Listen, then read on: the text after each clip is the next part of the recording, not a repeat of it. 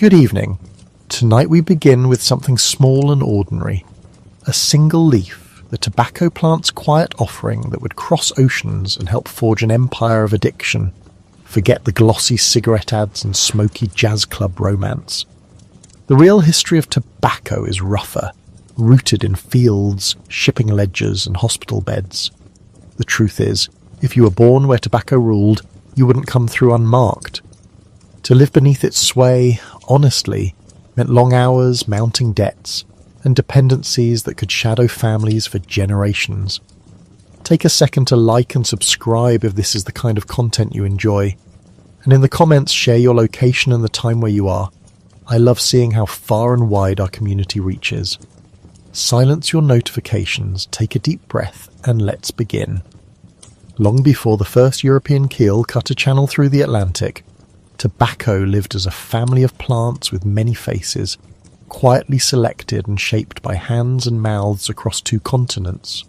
In the cool soil of river valleys and on the sloped terraces of the Andes, in the sandy patches near Caribbean lagoons, and in the loam of eastern woodlands, various species of Nicotiana were coaxed, moved and remade by people for reasons that reached far beyond the sweet commerce the plant would later finance.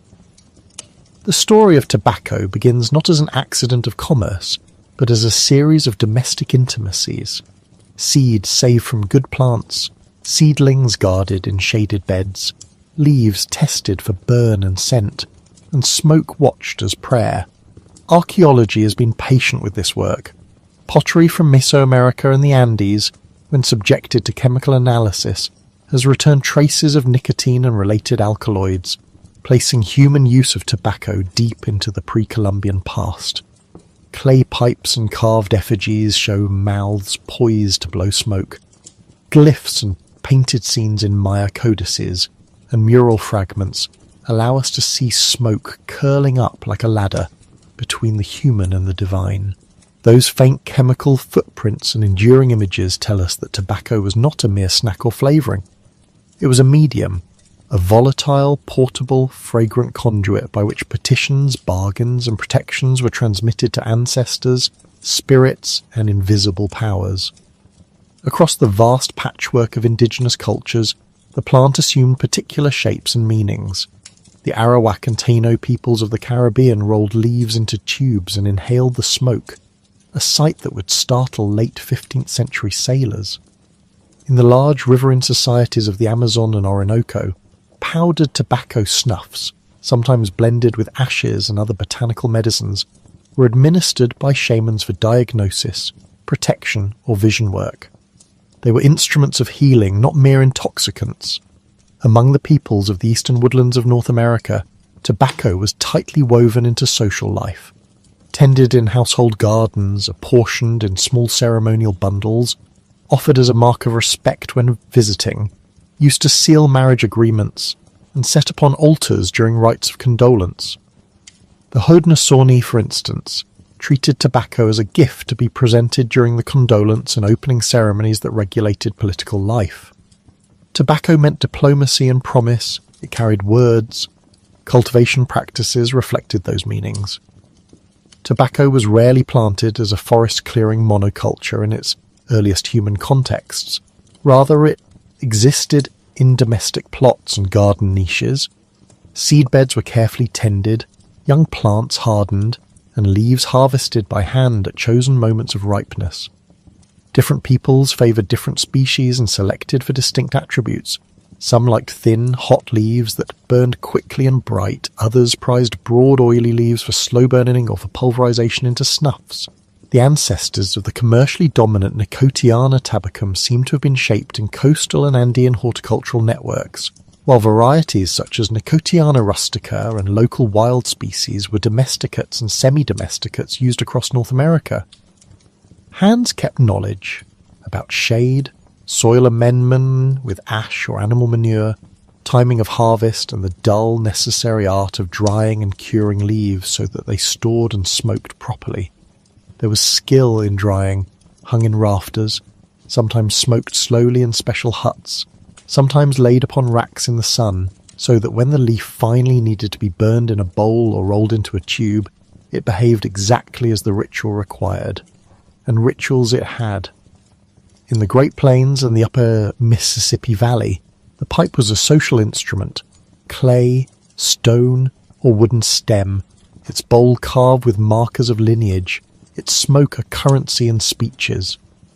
When the French traders arrived in the 17th century, they called those long ceremonial stems calumets, but that was a translator's label for something with indigenous names and histories. For the Lakota, the sacred pipe, the chanupa, was a world binder. Its smoke made treaties legible to the ancestors. In the southwest and among Pueblo peoples, tobacco joined maize and beans in the pattern of sacred agriculture, a plant of reciprocity and balance. In Mesoamerica, Aztec and Maya ritualized tobacco use alongside copal and cacao. It appeared in funerary offerings and in the paraphernalia of priests and medicine people. Across the Amazon, a fine pulverized tobacco could be blown into the nostrils as a cleansing, a substance that hurt in order to heal, that sharpened perception and cleared pathologies. Whether as smoke, chew, poultice, or snuff, tobacco was anatomized into social life. It was medicine, the instrument of law, the object of exchange, and a medium for the sacred. Linguistic traces confirm that tobacco was woven into speech as well as soil. The word that European tongues would borrow, tobacco, tabac, began in the islands and moved on the wind. Indigenous vocabularies contained a host of terms, many of them specific to local varieties and practices. In the northern forests, Algonquian peoples had terms for smoking mixtures and the implements that carried them. Europeans later borrowed kinnikinnick to describe indigenous smoking blends. In the Caribbean, the Taino word that the Spaniards wrote down as tobacco would become tabac in French and tobacco in Spanish, names that carried with them a whole set of social meanings into other languages. These names were not merely labels for a plant, they were the pointer to a practice, a portable ritual that the Atlantic would soon intercept and try to refashion. It is important to keep in mind that for indigenous peoples, tobacco's uses and logics were embedded in obligations. It was a plant of giving. It bound kin to ancestors, leaders to their peoples, and humans to the forces that governed hunting, fertility, and the weather. Those obligations explained why, even when a leaf was traded, taken, or sold, it often returned in ceremonial form, as offering, as payment in vows, as a sign of relationship. That sacred infrastructure would be strained and then broken when the same plant became a commodity in an empire's market.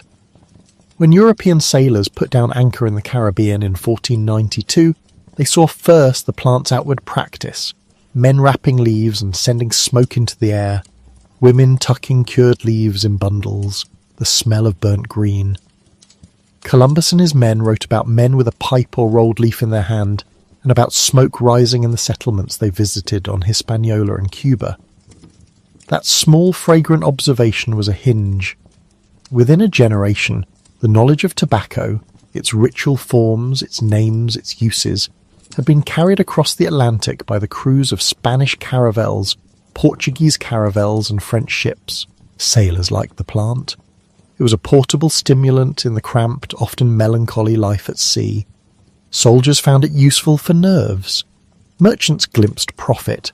And physicians, the curious credentialed men of Europe who wrote compendia about every new arrival from the Indies, took to describing tobacco as if it might be a panacea.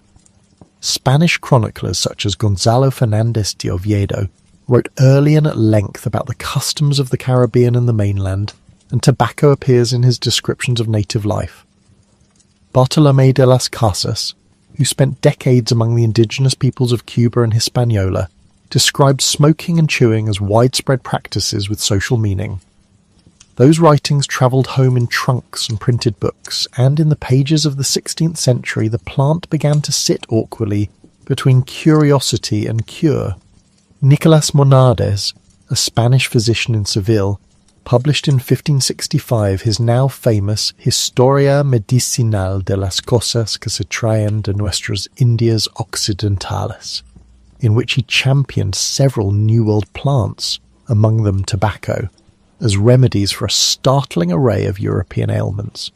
The catalogue of cures read like wishful thinking: toothache, headache, and even plague. Tobacco's European reception had, at first, a double life: exotic and medicinal. At the diplomatic tables of Europe it would soon assume another shape. In the 1560s, the French ambassador Jean Nicot, whose name Europe would in time attach to the alkaloid in the plant, sent tobacco seeds and powdered leaf to Catherine de' Medici, and the story that the plant eased the Queen Mother's headache spread in diplomatic circles. Jean Nicot's name stuck. Linnaeus would later christen the genus Nicotiana in his honour, and the alkaloid nicotine would take the ambassador's name in the 19th century. In the British Islands, figures like Sir Walter Raleigh would become associated with display smoking at court in the later 16th century. His name, like Nicot's, became a kind of shorthand for an introduced habit. The Portuguese carried tobacco to Africa and Asia in the 16th century, and through their long trade routes the plant reached Japan and China, inducing new local forms: the kizaru pipes in Japan, the slow ceremonious water pipe forms in parts of the Islamic world, the nasal snuffs favoured in parts of Europe. Sailors and merchants had carried not only goods but practices. Tobacco was fully mobile. The cultural reception was not uniform.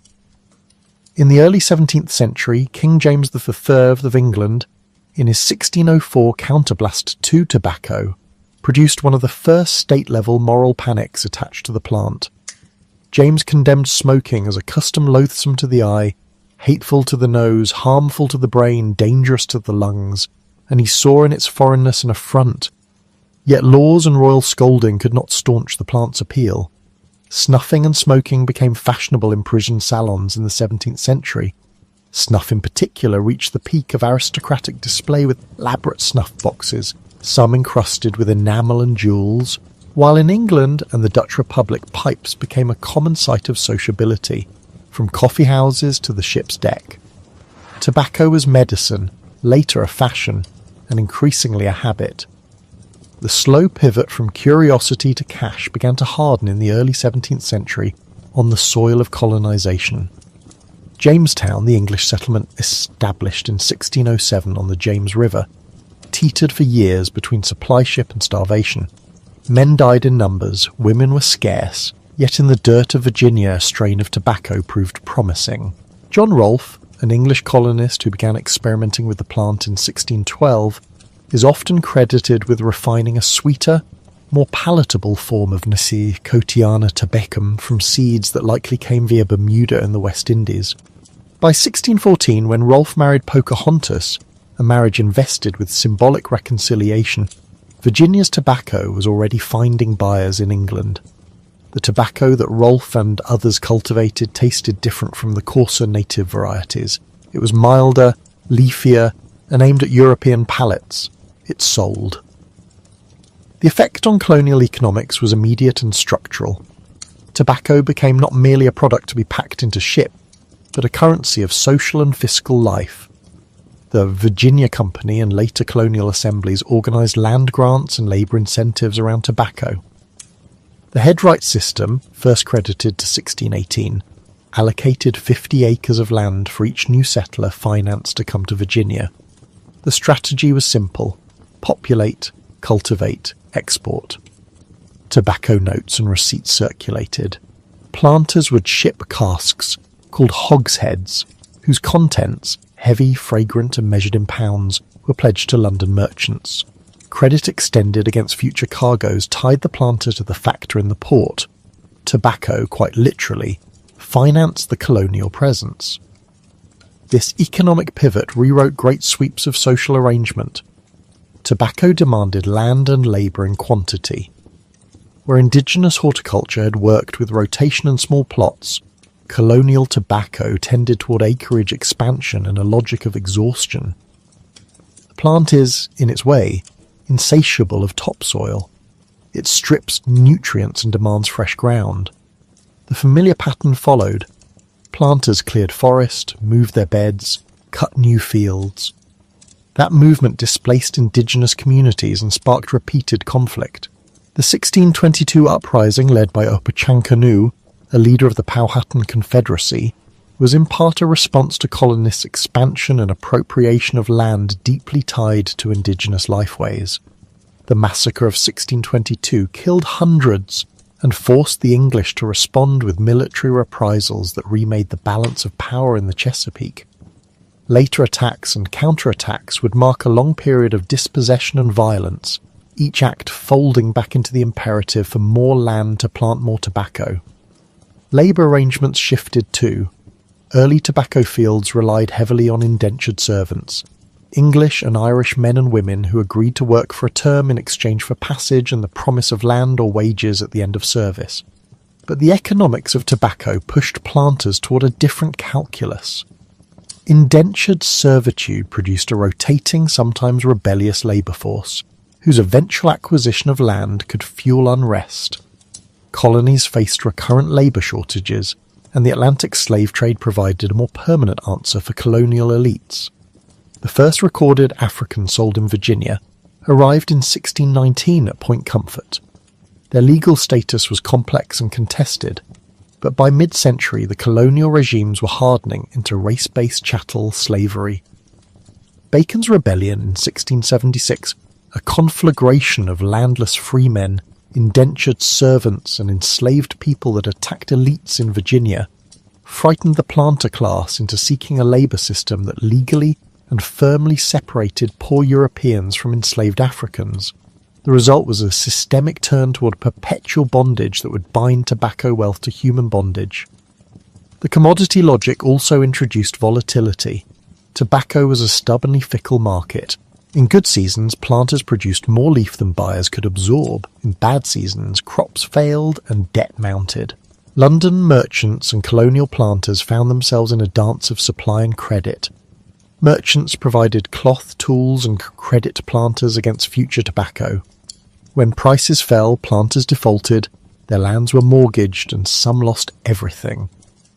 The House of Burgesses in Virginia and other colonial institutions repeatedly attempted to stabilise production with legal fiddles, instructions on quality, regulations about the size and marking of hogsheads, attempts to regulate shipments, but the Atlantic market had its own rhythms. The very success of tobacco bred the crises of oversupply. There were legislative attempts and royal interventions, and several imperial governments eventually sought to control the trade as a revenue source. Tariffs, monopolies, and excise taxes became tools in the hands of crowns seeking steady income. Logistics, too, were monumental and intimate at once. Tobacco moved in hogsheads, heavy wooden casks each filled and packed in cool cellars and counted as units of worth. Shipping lanes knit the Chesapeake and Caribbean plantations to ports in Bristol, London, Amsterdam and later Glasgow. Colonial warehouses grew like knots of salted wooden paper. Factors in port towns kept ledgers thick with the names of planters, noting loans and consignments. The Atlantic was the great artery through which tobacco flowed, and with it came ships and insurers, men who specialised in the handling of plant, leaf and ledger. Smuggling, piracy and the human cost of maritime life were part of that artery's life. Tobacco ships fueled port towns, and port towns in turn supplied ships, men, and credit for more tobacco. The social world around tobacco sharpened into classes. In the Chesapeake, the planter elite consolidated land and power. They built great houses and sat on colonial councils. A planter's wealth could be counted in land acres, in hogsheads, in the number of hands he commanded in his fields. Smallholder yeoman farmers and indentured servants could aspire to his status, but rarely cross the divide. In the Caribbean, sugar's later dominance would reward a similar, even more brutal consolidation among the planters. Yet in the 17th century it was tobacco that had pushed the earliest English colonies into a form of export economy aristocracy. The legal codes, the courts, and this assemblies bent increasingly toward the protection of property, land, crop and labour.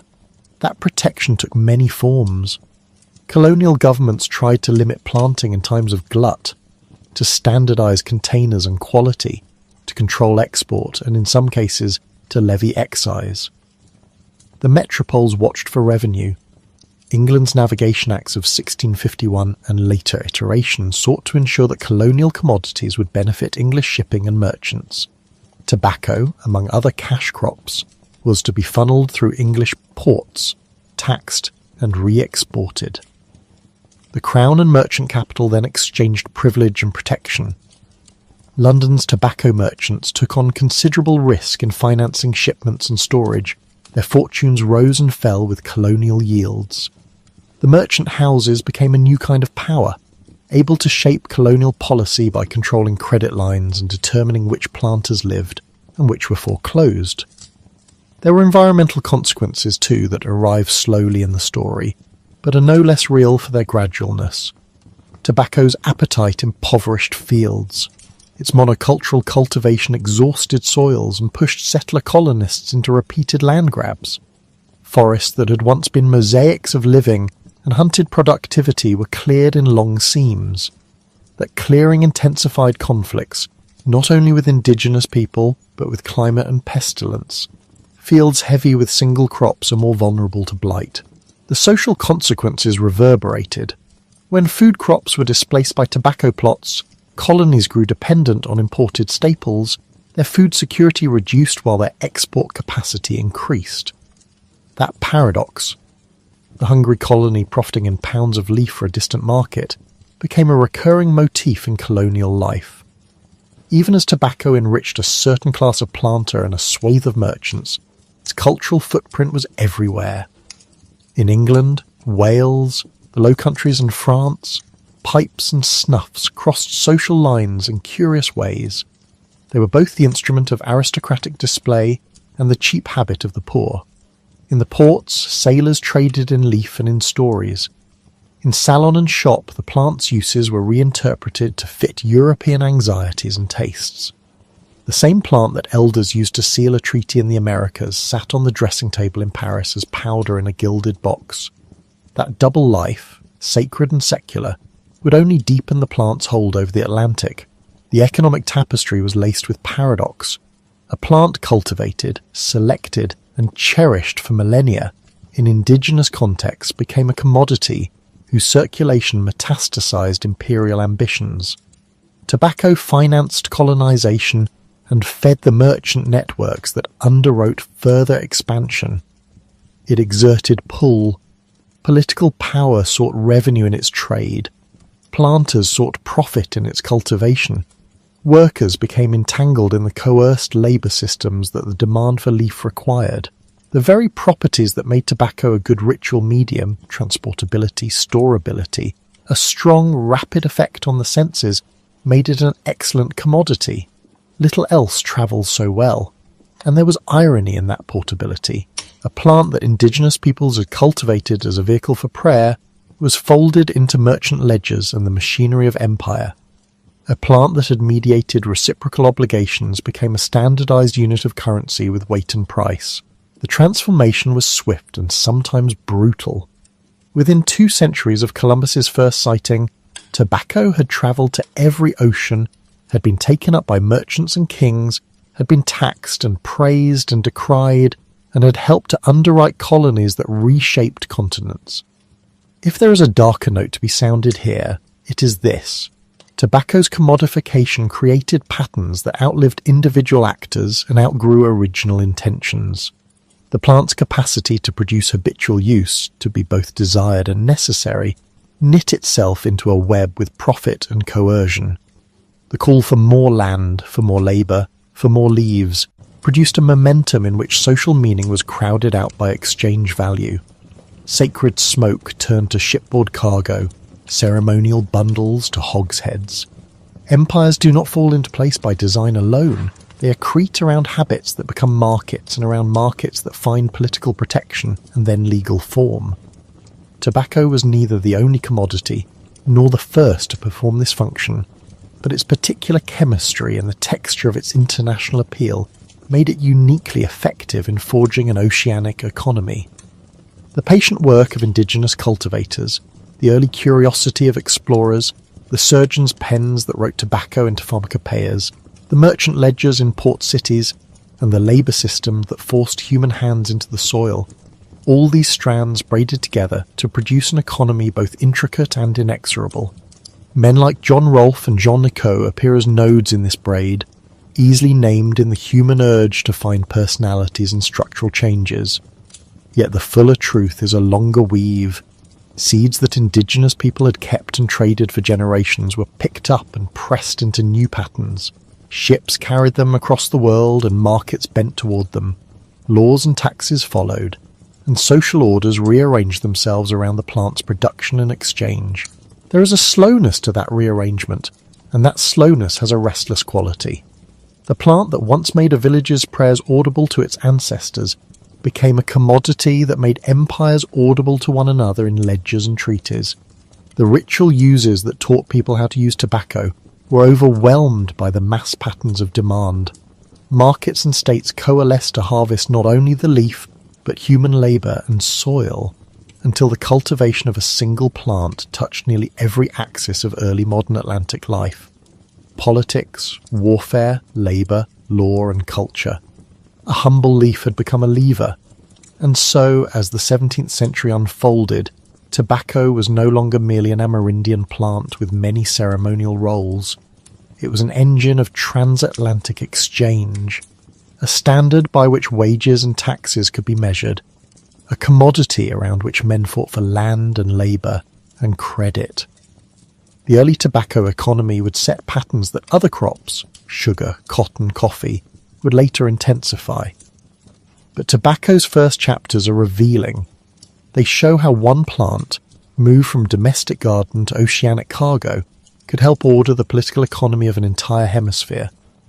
In its scent are traces of ritual and market together, the cedar tang of a smoking pipe and the damp, oaky perfume of a hogshead, and in that scent lives the uneasy memory of a transformation that made empires and left its mark on peoples and places whose histories began long before the Atlantic was crossed. Tobacco shaped the Chesapeake not as a single edict, but as a slow, insinuating law that remade land, labour and law until they fit its appetite. In the first decades after the founding of Jamestown in 1607, survival rather than commodity production consumed colonists' attention. But when John Rolfe planted the smoother, sweeter Nicotiana tabacum he had brought from the Caribbean and produced a marketable leaf by about 1612, the colony found its vocation. Tobacco was a crop that loved the rivers. It asked for sun and warm soil, and the broad tidal creeks of the James, York and Rappahannock answered with long, narrow collars of fertile earth, ideal for the strip-like plantations that would come to define the Chesapeake landscape. Plantations faced the water because the cheapest road was always a tide, and ships could be loaded with hogsheads at private wharves. A hogshead of tobacco, nearly 1,000 pounds of compressed leaf, became a portable unit of value, an ersatz coin in a colony starved for specie. The Virginia Company formalised the incentives that made such plantations bloom when it adopted the headright system in 1618, granting roughly 50 acres to any settler or sponsor who paid the passage of an immigrant. It was elegant in its simplicity and brutal in its consequences. Wealthy men who could finance dozens of passages became owners of tracts that stitched the rivers with estates. Their neighbours were often no more than the indentured hands whose passage they had paid. The headright invited a geography of dispersed wealth, manor houses set far enough apart to control plantations, courts and parish churches located to serve landholders rather than clustered towns, roads that stitched across fields rather than down boulevards. The House of Burgesses, convened in 1619, provided the political architecture for these men to convert land into influence. County courts, populated by the same planter class, administered everything from legal disputes to road building. Public offices became private trophies. Credit and commerce followed the leaf. Long before there were banks in the province, there were factors, merchant agents in London and local tobacco factors, extending goods on credit against the next season's crop, consigning hogsheads across the Atlantic, and keeping meticulous ledgers. When tobacco prices slumped, the ledger was the guillotine. A bad season could mean the loss of land, the flogging of credit, the sale of slaves or servants. Tobacco worked in cycles, seeding and planting in spring, hoeing and topping in summer, priming and cutting in the autumn, so that whole households perpetually organised time around the crop. The calendar of the tidewater was the planter's calendar, social life bent to it. There were court days and parish fairs, yes, but more predictably there were jipping days, inspection days, and the rituals of filling hogsheads and rolling them to the wharf, the green barn smell of curing leaves, the sticky outdoor summers, the fine white dust of dried tobacco on clothing. These were the textures of everyday existence. The headright system, together with the colony's chronic shortage of labour and a European appetite for Virginia leaf, produced a planter aristocracy. Men like Robert King Carter, 1663 to 1732, and William Byrd II, 1674 to 1744, were not merely rich, they were architects of a social order.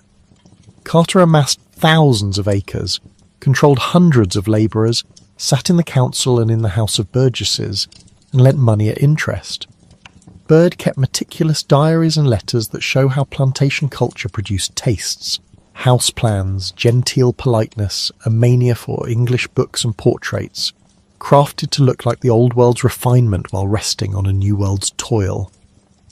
These families intermarried, consolidated estates, and passed on a grammar of status that became the first families of Virginia. Their great houses, Westover, Corotaman, Mount Airy, were both stage and storehouse, staircases and silver, planks piled with tobacco, and the offices where ledgers were balanced against the boards of longboats. Not everything was settled by rigid hierarchy. The first large labour pool in the Chesapeake was composed not of chattel enslaved Africans, but of indentured servants, English, Irish, Welsh, who bound themselves typically for 4 to 7 years in exchange for passage, food and clothes. Many of them, if they survived the brutal early years, aspired to become yeomen. But tobacco was ravenous. Its fertility needs and its mercantile cycles meant that land was continually in demand and often sold or claimed before the next generation could establish itself. When combined with periodic price collapses, the headright scheme and the credit system invited concentrations of property, and the promise of eventual independence for servile labour dimmed. Discontent among the landless and the semi-free sometimes exploded into politics and even violence, Bacon's rebellion in 1676 being the most famous eruption, leaving planters to search for labour systems that would prevent political alliance across racial and class lines. Daily life in the tobacco colony was gendered in predictable and unpredictable ways. English common law placed married women under coverture. Wives could not hold property independently of their husbands. Yet the realities of death and absence, men died young, men went to sea, men travelled to London to settle accounts, mean that widows and spinsters could and did run households and sometimes plantations. Margaret Brent in Maryland in the mid-17th century stands as a singular example. A woman who sued for and exercised legal authority to manage estates and request the right to vote in the Assembly's absence of free male voters. She unsettled local expectations even as she exemplified women's capacity for economic agency. For most women in the tobacco world, however, work was daily and domestic, mending and cooking, nursing sick infants, overseeing house servants, spinning wool and linen, and here is the quiet pivot, supervising tobacco processing when harvest came. Women picked, sorted, and prepared leaves. At times they were the ones to supervise curing and the tying of tobacco into lugs and hogsheads. In the more compact towns and ports, widows ran inns and taverns and shops. In the countryside, marriage was as much an economic contract as a social one, tying kin and land together. Urban development in the Chesapeake was never the drama of cathedral cities. It was, like the colony, an affair of river mouths, wharves, and inspection warehouses. The Tobacco Inspection Act of 1730, that pragmatic piece of colonial regulation, did as much as any statute to order urban life. It established inspection warehouses across the colony, ensured a minimal quality control for export leaf, and thereby created points of concentration where farmers had to bring their hogsheads. Those warehouses became seeds of towns. Petersburg, which by the mid-18th century developed as an entrepot and tobacco market, grew precisely because brokers and shippers needed a place to examine, store, and insure product. Williamsburg became the capital in 1699 because the political elite wanted a location removed from the unhealthy swamp of Jamestown. Richmond, founded only in the early 1730s and incorporated in 1782, would later grow where the James River's upper fords offered an inland hub for tobacco commerce. Even so, the Chesapeake remained a land of plantations. Towns were punctuation marks, not centres, until later changes in agriculture and transport, roads and railways, rewired the landscape. If the tobacco colony organised land, labour, and law into a symbiosis, those arrangements soon demanded more labour than European indenture alone could supply. The arrival of Africans to Point Comfort in 1619, on a privateer's prize ship that had intercepted Portuguese slavers, was an event whose meanings unfolded over decades rather than at a single stroke. At first, some Africans in the colony were treated as indentured servants, gained freedom, and even owned land. Anthony Johnson of Northampton County is an example from the mid-17th century of a man of African origin who achieved status and property. But law moved, and so did practice. The 640 case of John Punch, an African servant sentenced to lifelong servitude in Virginia after attempting to run away while his white companion's terms were only extended, is often flagged by historians as an early legal moment in the racialization of forced labour. In 1662, the Virginia Assembly made a fateful legal determination in the doctrine partus sequitur ventrem. A child's status followed the condition of its mother, thereby ensuring that the children of enslaved women would be enslaved, whatever the father's origin. The legal scaffolding hardened further in the early 18th century. The comprehensive Virginia Slave Codes of 1705 collected disparate statutes into a single act that declared enslaved people property, limited their rights, and set penalties intended to deter both disobedience and flight. Planters' appetites and imperial commerce conspired to make the transatlantic slave trade central to the labour regime the tobacco economy required. English merchants, sometimes organised into monopolistic companies like the Royal African Company, after 1672, shifted shipping and credit systems to accommodate human cargo on a scale that dwarfed local enterprise. Tobacco's demand for labour was simple arithmetic. The crop exhausted soil, and expansion required new tracts. New tracts required more hands. More hands required either continuous importation or a reproductive captive population. In the Chesapeake, by the mid-18th century, enslaved Africans and African Americans were a substantial portion of the population, their numbers grown both by importation and by natural increase. In the broader Atlantic system, measured in millions, the transatlantic trade carried roughly 12 million souls from Africa to the Americas between the mid-16th and the mid-19th centuries. The British North American colonies received a fraction of that number, but the trade's logistics, ships, insurance, ports in Liverpool, Bristol and London, and complex networks of credit were as crucial to Virginia's tobacco fortunes as the river wharves. The plantation was, in legal and practical terms, an apparatus for control. Slave codes specified what enslaved people could not do: testify in court against whites, bear arms, move without passes. They established patrols, volunteers drawn from white neighbourhoods who regulated night movement and searched for runaways. Violence was labour's backbeat. Whipping as punishment, sale to separate families, and the threat of public penalty were the instruments of coercion that made large-scale plantation labour profitable. The violence was not only legal and not only spectacular, it was procedural and quotidian. Rules about work quotas, the allocation of rations, the regulation of rest, that shaped every day. Planters learned to calculate the costs of enforcement against the profits of tobacco. They invested not only in land and livestock, but in legal frameworks, in courthouse alliances, in militias, and in the sponsorship of parish churches that imparted moral cover. Tobacco profits lubricated that investment. The more lucrative the leaf, the more resources plantations could bring to bear to enforce labour regimes. Resistance emerged in forms as ordinary as a slowed pace at work and as organised as conspiracies and flight.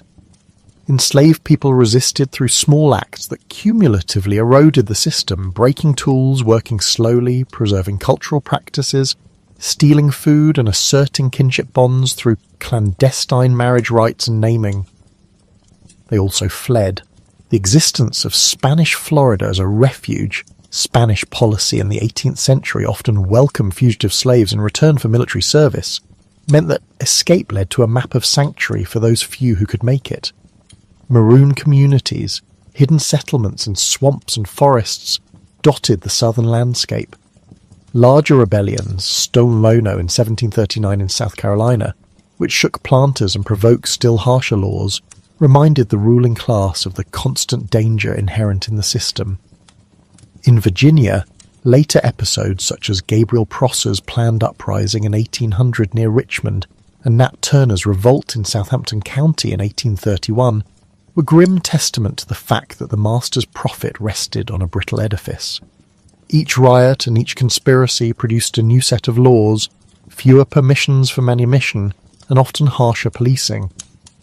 The economic logic of nicotine, therefore, is inseparable from a political logic, the need to stabilise labour in order to stabilise profit. Profit also encouraged territorial hunger. Tobacco's appetite for fresh soil propelled the Chesapeake into the Piedmont and then farther west. Settlers pushed into lands claimed by native polities, producing repeated conflicts. Opechancanought's massacre in 1622, which cost hundreds of colonists their lives and provoked a ferocious counter-campaign, was partly inflected by competition over the lands that planters coveted. Later wars and incessant pressure broke native polities and opened tracts for the next planter to clear and plant. Soil exhaustion became a structural force. A parcel of land might sustain rich yields for a decade or two, and then demand fallow periods or manure inputs. Many planters simply moved, claiming new head rights or buying adjacent acreage from indebted neighbours. Thus, the geography of the Chesapeake, its rivers lined with plantations, its hedgerows and treeless fields, was not merely aesthetic, it was the residue of cycles of exploitation. If Chapter 4 is the story of settlement, social engineering and the political disciplines tobacco imposed on the Chesapeake, the next truth is that those patterns were not idiosyncratic experiments but blueprints that spread. The economics and the legalities of plantation slavery radiated south and west, infecting South Carolina's rice and indigo plantations and the later tobacco fields of North Carolina and Kentucky. The currency of the leaf, the way it became a unit of account, the way it disciplined labour, the way it funded maritime credit, connected the Chesapeake to a global market and to a global system of forced mobility. That global system, in turn, encouraged innovations in production that would, across centuries, make tobacco not merely a local crop but an industrial commodity. From the first seedbeds in Jamestown to the humming factories of the late 19th century, tobacco's technological history is a story of incremental improvement and abrupt transformation.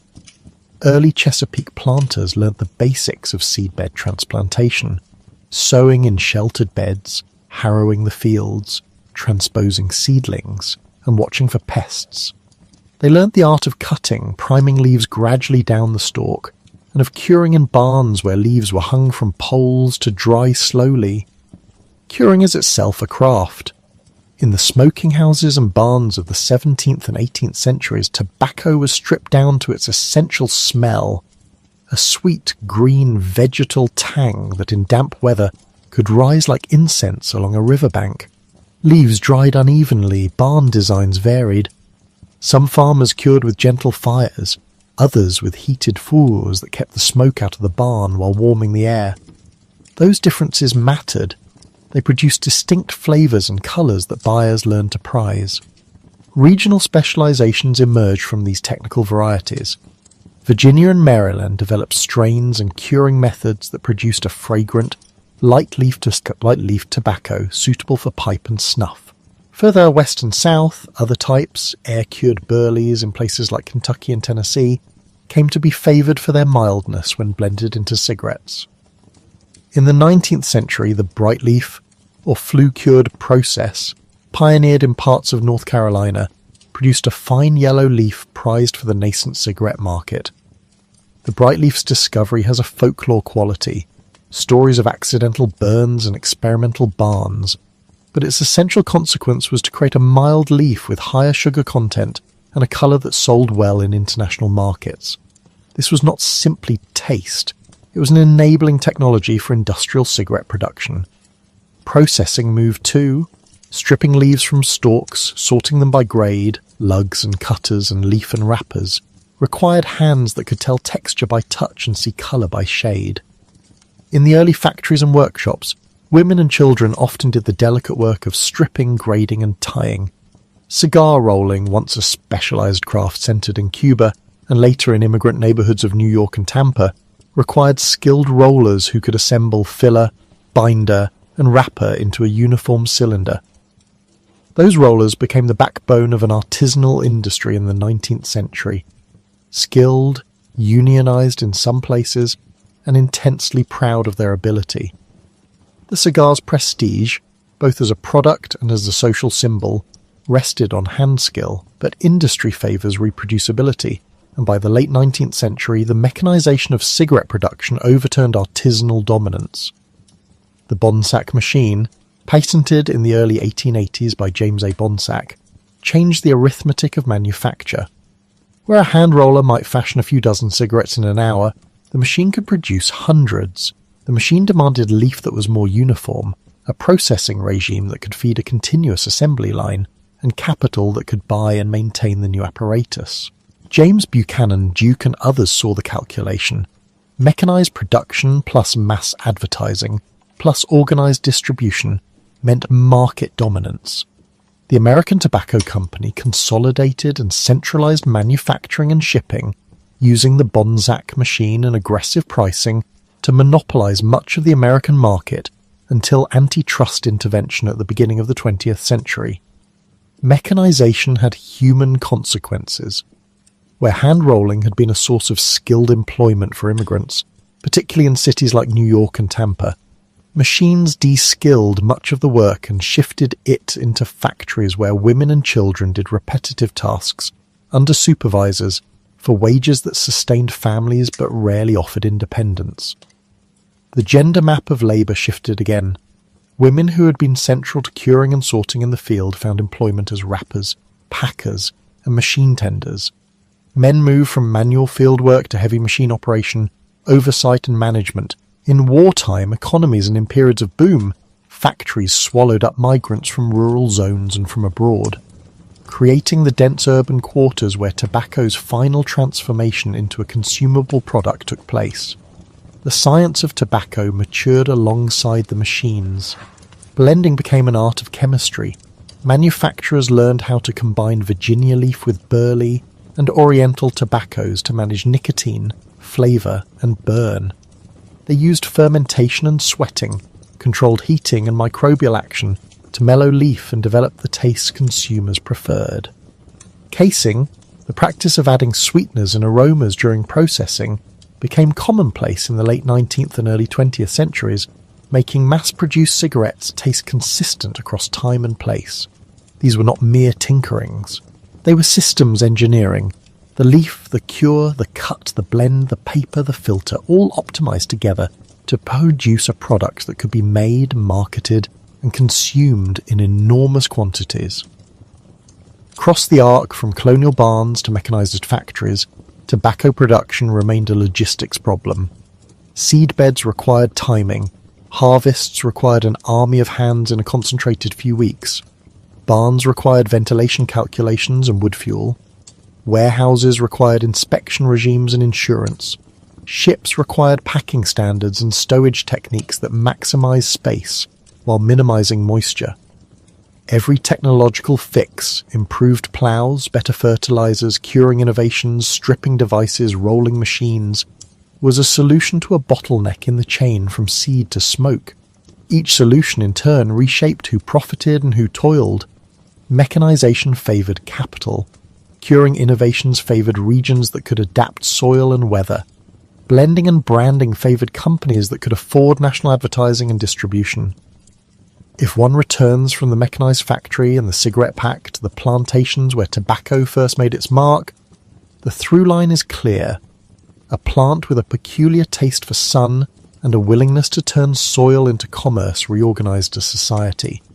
It created a landed aristocracy, fashioned legal regimes to secure labour, sped the transatlantic traffic of enslaved people, and nourished a set of technologies that would, across centuries, standardise and multiply consumption.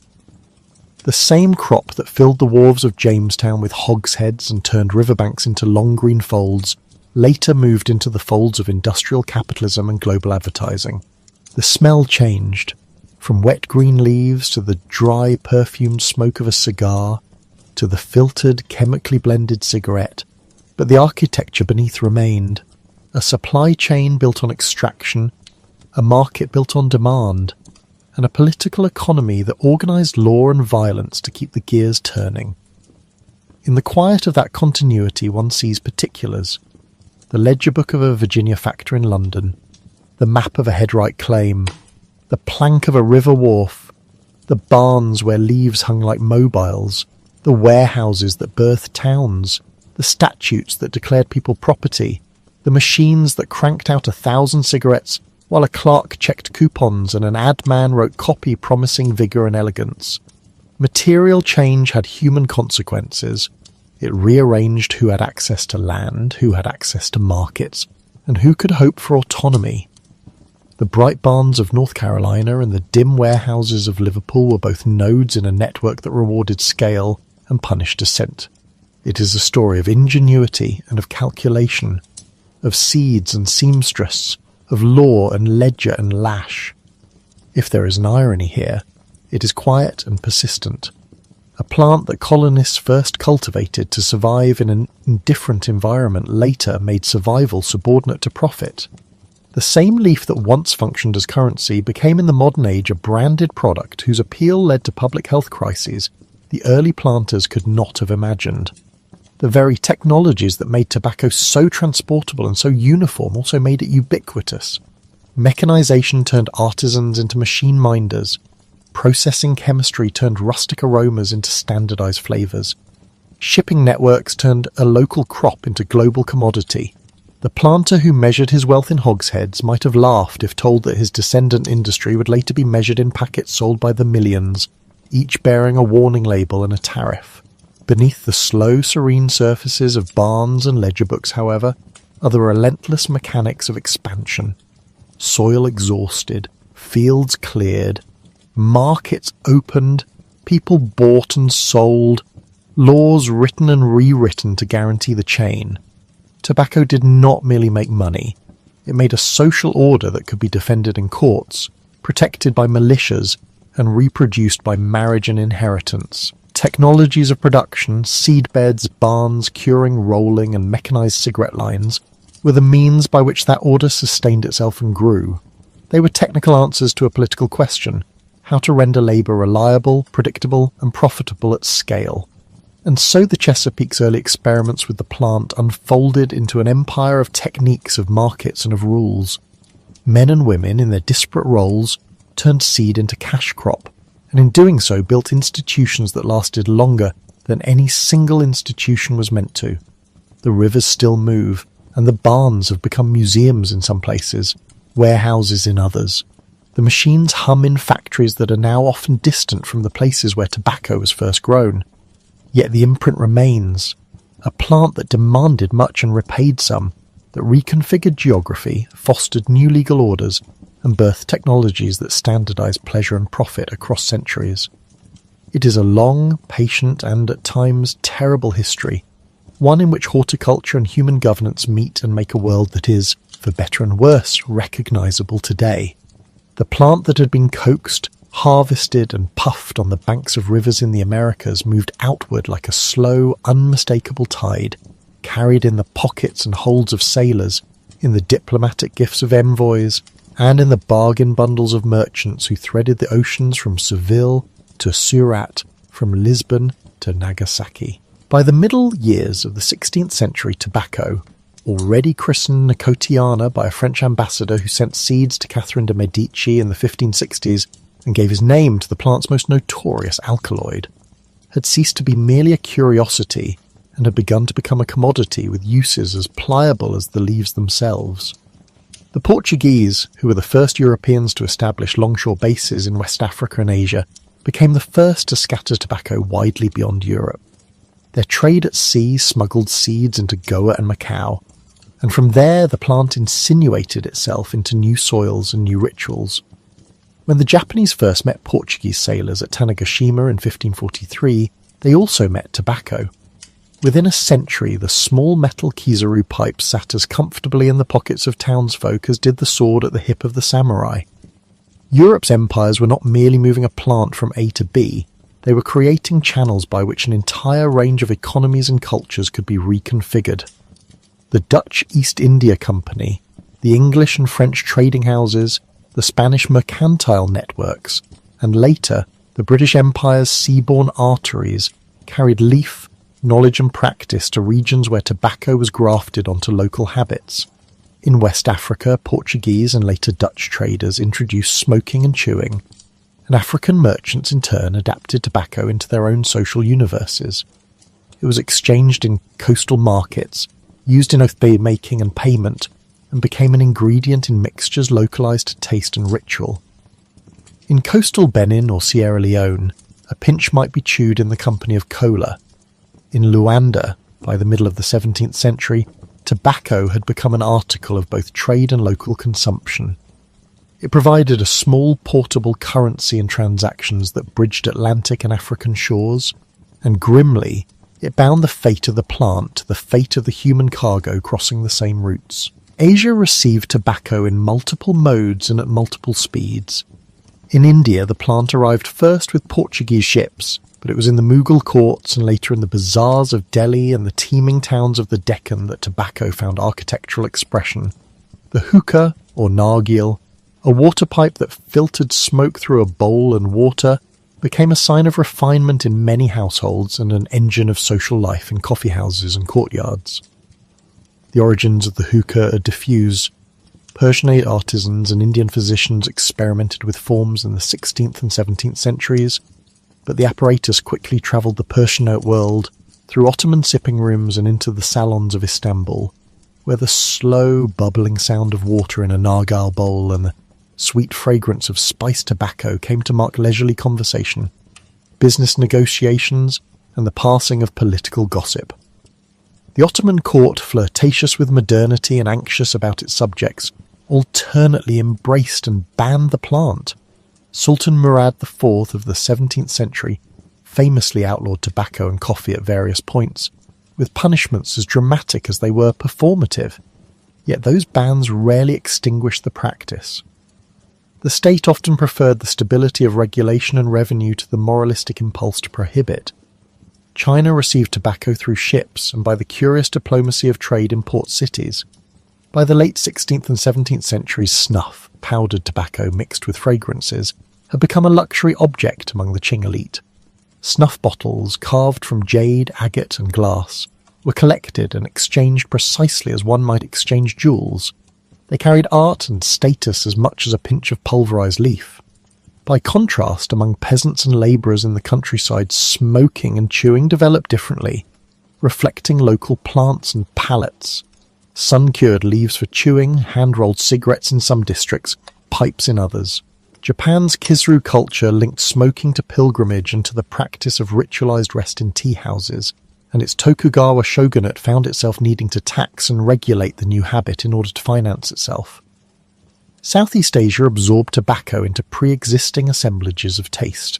In the Indonesian archipelago, tobacco found an unlikely partner in clove. By the late 19th century, the kretek, clove-laced cigarettes, had become a distinct Indonesian industry, inhaled for flavour and lit for the small fireworks of burning clove oil and leaf. In Java and Sumatra, under the watch of the Dutch, tobacco cultivation and curing became components of colonial revenues, plantation systems and local cottage industries. The Dutch East India Company and later the colonial government sought to manage the crop both as export and as the source of a domestic product that could be taxed. Across the Bay of Bengal in the islands and ports that threaded between the British and Dutch empires, Tobacco was folded into betel quid, a green leaf wrapped around areca nut, lime and often tobacco, which stained the mouths of its chewers a deep red and became a ritual marker of hospitality and compact. There is an intimate cruelty in imagining the same leaf used in the luxuries of Paris and the packeted quid in a South Asian roadside stall. Both practices tell us about trade, taste, and the uneven reach of empire. The Atlantic world, where the plant had first been domesticated, provides the starkest illustration of how tobacco and coercion intertwined. In the Chesapeake, after John Rolfe introduced a sweeter West Indian strain in 1612, and colonial planters discovered ways to cure and market it to English consumers, tobacco became in effect currency. Virginia and Maryland grew, cured and shipped prodigious quantities to London. Colonial assemblies and the Crown watched these shipments closely because taxes on tobacco were reliable, and in a mercantilist world a reliable revenue stream was as precious as gold. The product shaped labour regimes. Indentured servitude yielded to large-scale reliance on enslaved labour as planters sought to expand acreage and control costs. The triangular trade that linked Africa, the Americas and Europe fed the tobacco economy. The ship that carried human cargo from Africa would fill its holds on the return voyage with hogsheads of tobacco or bales of cotton and take manufactured goods onward to African markets. Tobacco's expansion and the entrenchment of slavery were not mere adjacent phenomena. They were braided together by demand in Europe and a hunger among planters for profit.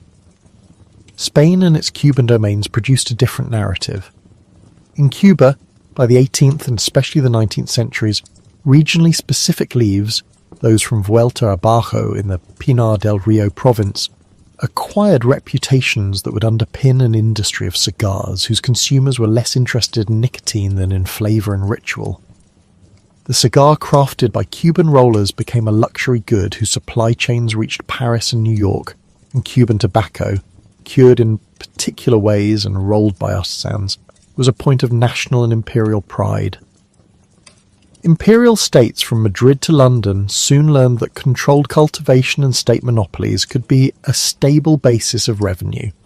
For some states, tobacco was too profitable to leave entirely to markets. The Ottoman government's concession of its tobacco monopoly to a European consortium in the 1880s, an arrangement that not only raised cash for a cash-strapped empire, but also handed revenue control, in practice, to foreign interests, was an emblem of how such commodities could become instruments of both finance and domination. Merchants threaded the world with leaf and technique in ways that invited localized reinvention. European factories in Madrid, Bristol or Amsterdam handled hogsheads of American leaf and sold processed tobacco to colonial outposts where local producers would rework it. A pipe tobacco smoked by a French mariner in Brest could be reconstituted into snuff in Paris, chewed in an Angolan market, wound into a cigar in Havana, or stuffed into a Kizeru mouthpiece in Edo. The commodification of taste created new markets. Snuff boxes and ornate nagail took on the role of status objects. The coffee house in Istanbul and the cafe in Paris became arenas where patterns of consumption and conversation conspired to make the plant social. The auction block in London, the tobacco warehouses of Amsterdam, the colonial regies in Alexandria and Cairo did what empires do, turn pleasurable habits into ledgers of revenue. Those ledgers did more than fill coffers. They calibrated social life. Tobacco carried meanings as layered as its cured leaves.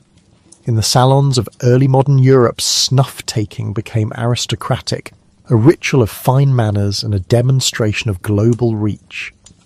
To pull from a lacquered snuff box scented with ambergris was to display connection both to empire and to courtly refinement. The powdered pinch, inhaled with a percussive sniff, required a delicate etiquette and, over the 17th and 18th centuries, a personal collection of boxes, spoons and pouches, as elaborately made as the silverware on a noble table. Snuff boxes were gifts among monarchs and ministers. They served for a time as silent ambassadors of taste. Meanwhile, the pipe and the cigar built other meanings.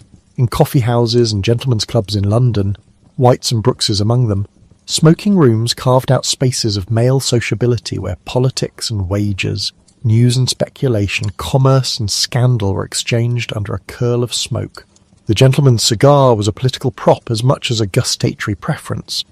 To light a cigar in Parliament or in a club was to assert calm, wealth and authority. By the 19th century, the image of the smoking gentleman spread in print and portrait. Statesmen and industrialists displayed their cigars like medals. Outside the clubs, in the ivy-stamped yards of factories and at the docks, the pipe became the badge of labour and continuity. A shipwright or a dockman with a corncob pipe or a stout clay bowl smouldering in his mouth performed a social role. The pipe signalled steadiness, the kind of habitual ritual that is the backbone of community life. Short breaks became smoke breaks. The ritual of sharing a quid or passing a pipe created bonds in ways that many employers came to exploit as part of work rhythms. Literature and the arts soaked up these meanings and rebreathed them for new audiences. The image of the detective with his pipe, the poet leaning out of a Parisian cafe with a cigarette, the flaneuse with a cigarette of cynical poise. The plant became shorthand on the page and on canvas for reflection, for modernity, for vice and for liberation. Painters and poets used the thin blue ribbon of smoke as a compositional device, as an emblem of ennui or of engagement. Novelists placed cigarettes in the mouths of characters who were modern and untethered, sometimes perverse, sometimes heroic, often merely human. Gender and class intersected with all of this in complex ways. For centuries in Europe, the performance of smoking had been coded male. Women might taste snuff at court, but public smoking was largely taboo. Those rules were porous elsewhere. In some indigenous American societies, women smoked as part of ritual life. In parts of Africa and Asia, women chewed tobacco or used it in betel quid, long before Victorian morality would try to dole out its public performances. The rupture came most clearly in the 20th century, and it came not by natural social evolution alone, but by a machine of persuasion and profit. The First World War taught millions to smoke. Armies distributed cigarettes to soldiers in the trenches, and the act of lighting up beside a man with whom you had shared a foxhole was a ritual of comfort and communion. Returning veterans took those habits home. Then advertising agencies, ever alert to profitable seams in society, saw an opportunity. The market had been expanding. The industry had technologies that would now produce cigarettes by the billions. Consumers could be courted. A celebrated episode in public relations history, Edward Bernays' 29 orchestrated display of women lighting cigarettes on Fifth Avenue and designated as torches of freedom, is a rare instance where the choreography of a PR man and the politics of suffrage were made to dance for a brand. It was partly theatre and partly commerce. It drew on the language of emancipation to sell a product. The joke was cruelly effective. Women smoking rose through the interwar years, accelerated by their wartime work and new freedoms, and was then propelled by campaigns that cast cigarettes as modern, as sleek, as an accessory to the new liberated life. If consumption cultured identity, then the cigarette did so with particular vigour. It could be chic and progressive, or it could be the badge of the workers' break. It could be the aristocrat's slow cigar, or the bohemian's gaunt cigarette behind the ear. In cafes from Paris to Buenos Aires, cigarettes were woven into the lifestyle of intellectuals and artists. The cigarette butt on the page became the punctuation of a modern sentence. Advertising, always inventive, took these cultural cues and amplified them. Fashion models, film stars, sportsmen, and even physicians were photographed with brands, lending their desirability to the package. Artists and writers sometimes sardonically trusted the plant as a prop. Other times they used it to critique a society that had forgotten how deeply consumption could shape identity. As the 20th century wore on, the production of tobacco consolidated. The mechanization of cigarette manufacture is a decisive axis in the story. James Albert Bonsack patented an automatic cigarette machine around 1880 that could turn out cigarettes at a speed no human roller could match. James B. Duke in the United States recognized the promise. By combining mechanized production with aggressive distribution and rebates to retailers, Duke and his W. Duke & Sons, and later the American Tobacco Company, which he helped to organize in 1890, enlarge the market, and with it the social reach of the cigarette. Those economies of scale allowed brands to spend on what they had never before been able to afford: artful packaging, national advertising campaigns, elaborate sponsorship of entertainment. The American Tobacco Company rose like a colossus and prompted a political reaction, antitrust suit, and in 1911 the Supreme Court ordered the dissolution into separate manufacturers, an early 20th century lesson in how industrial concentration could be greased by innovation and then trimmed by law. Across the Atlantic and in different constellations, other consolidations occurred. British manufacturers and colonial interests reacted to American competition by reorganising. Imperial Tobacco formed in 1901 to unite a scattering of British firms under one umbrella, and British American Tobacco was created in 1902 to manage overseas distribution, to lay claims over colonial markets, and to secure sources of leaf. These companies did more than sell cigarettes. They built global brands and global supply chains. They negotiated with planters and colonial authorities. They invested in leaf production in Cuba, Java, the American South and West Africa. And they learned to play governments against each other to secure cheap raw material. Labour regimes shifted with this demand.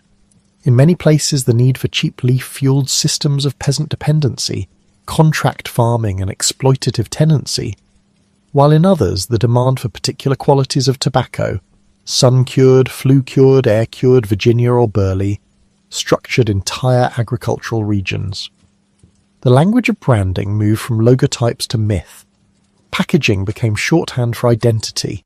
The red-white design of a pack, the cowboy silhouette against a sunset, the claim of mildness or filter in serried fonts.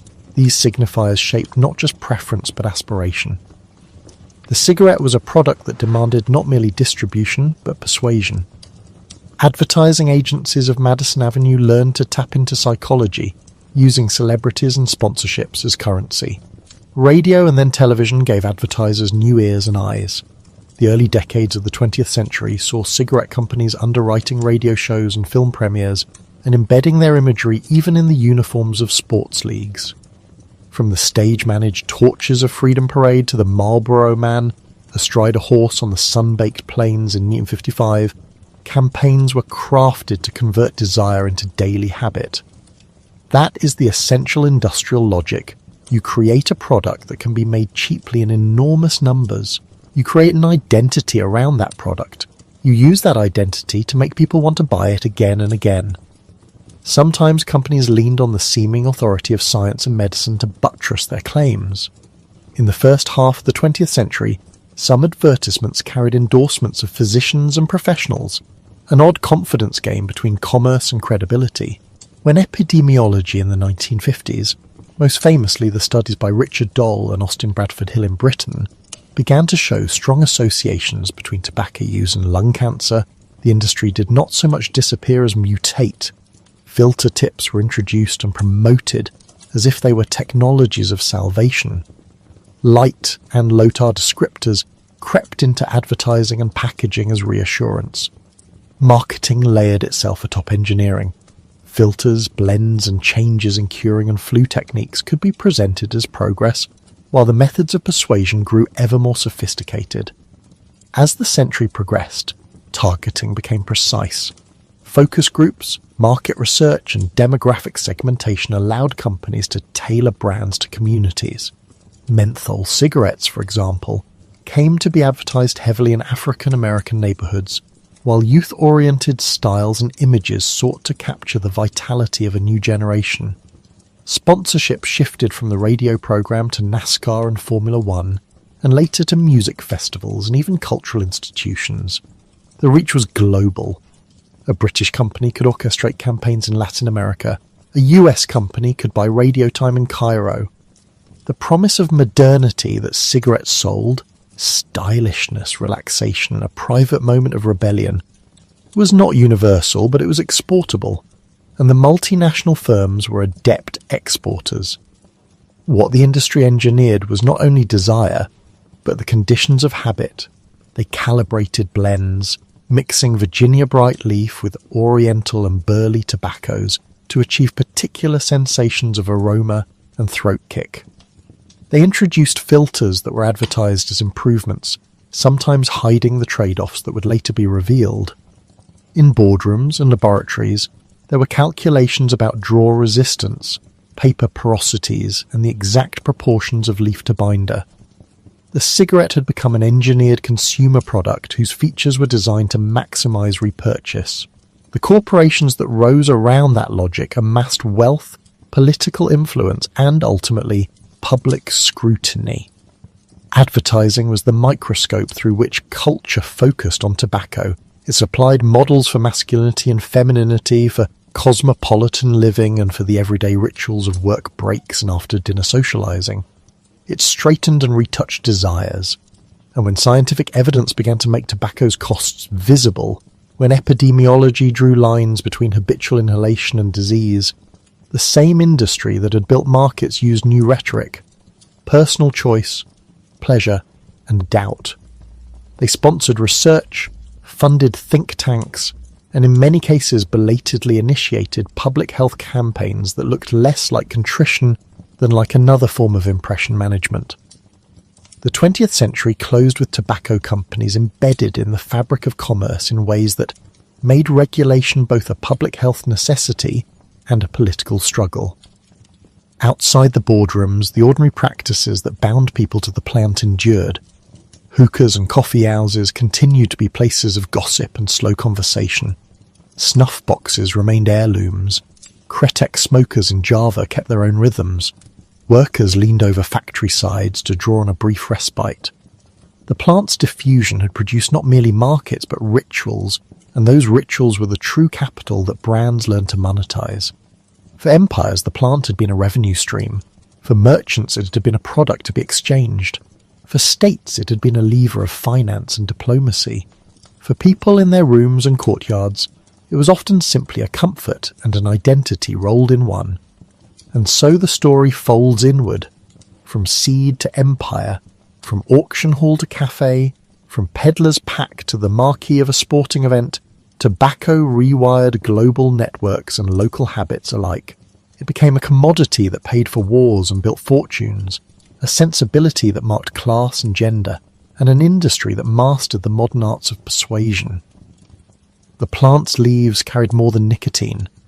They carried images, obligations, and the faint, lingering smell of empires unpacking themselves into people's mouths.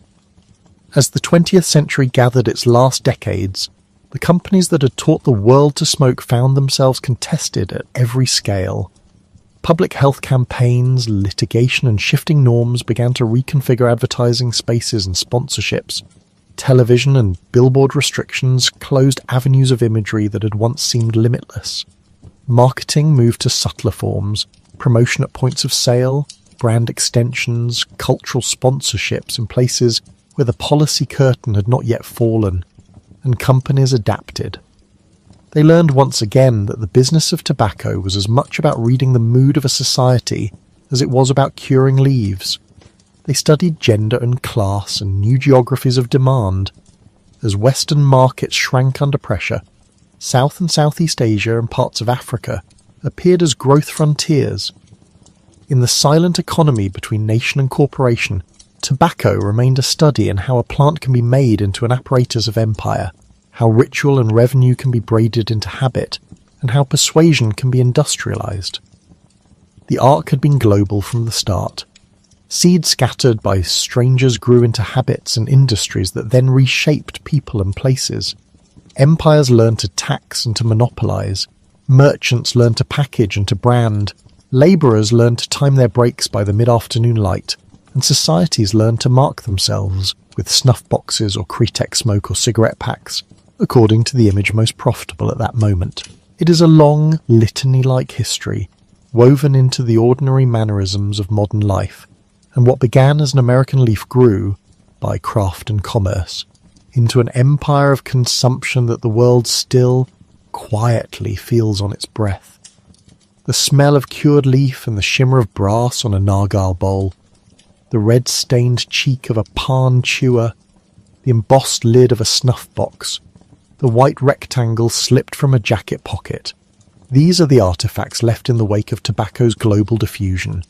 They tell of voyages and monopolies, of clever machines and sharper marketing, of courts and coffee houses, of laws and loopholes. They remind us that global trade is not only the tall ledger of fleets and taxes, but also the intimate choreography of hands and mouths, of rituals learned and repurposed in spontaneous local ways. It is in that intimate choreography that tobacco finds its most stubborn power, less as an empire of conquest than as an empire of habit, established leaf by leaf inside the routines of the world.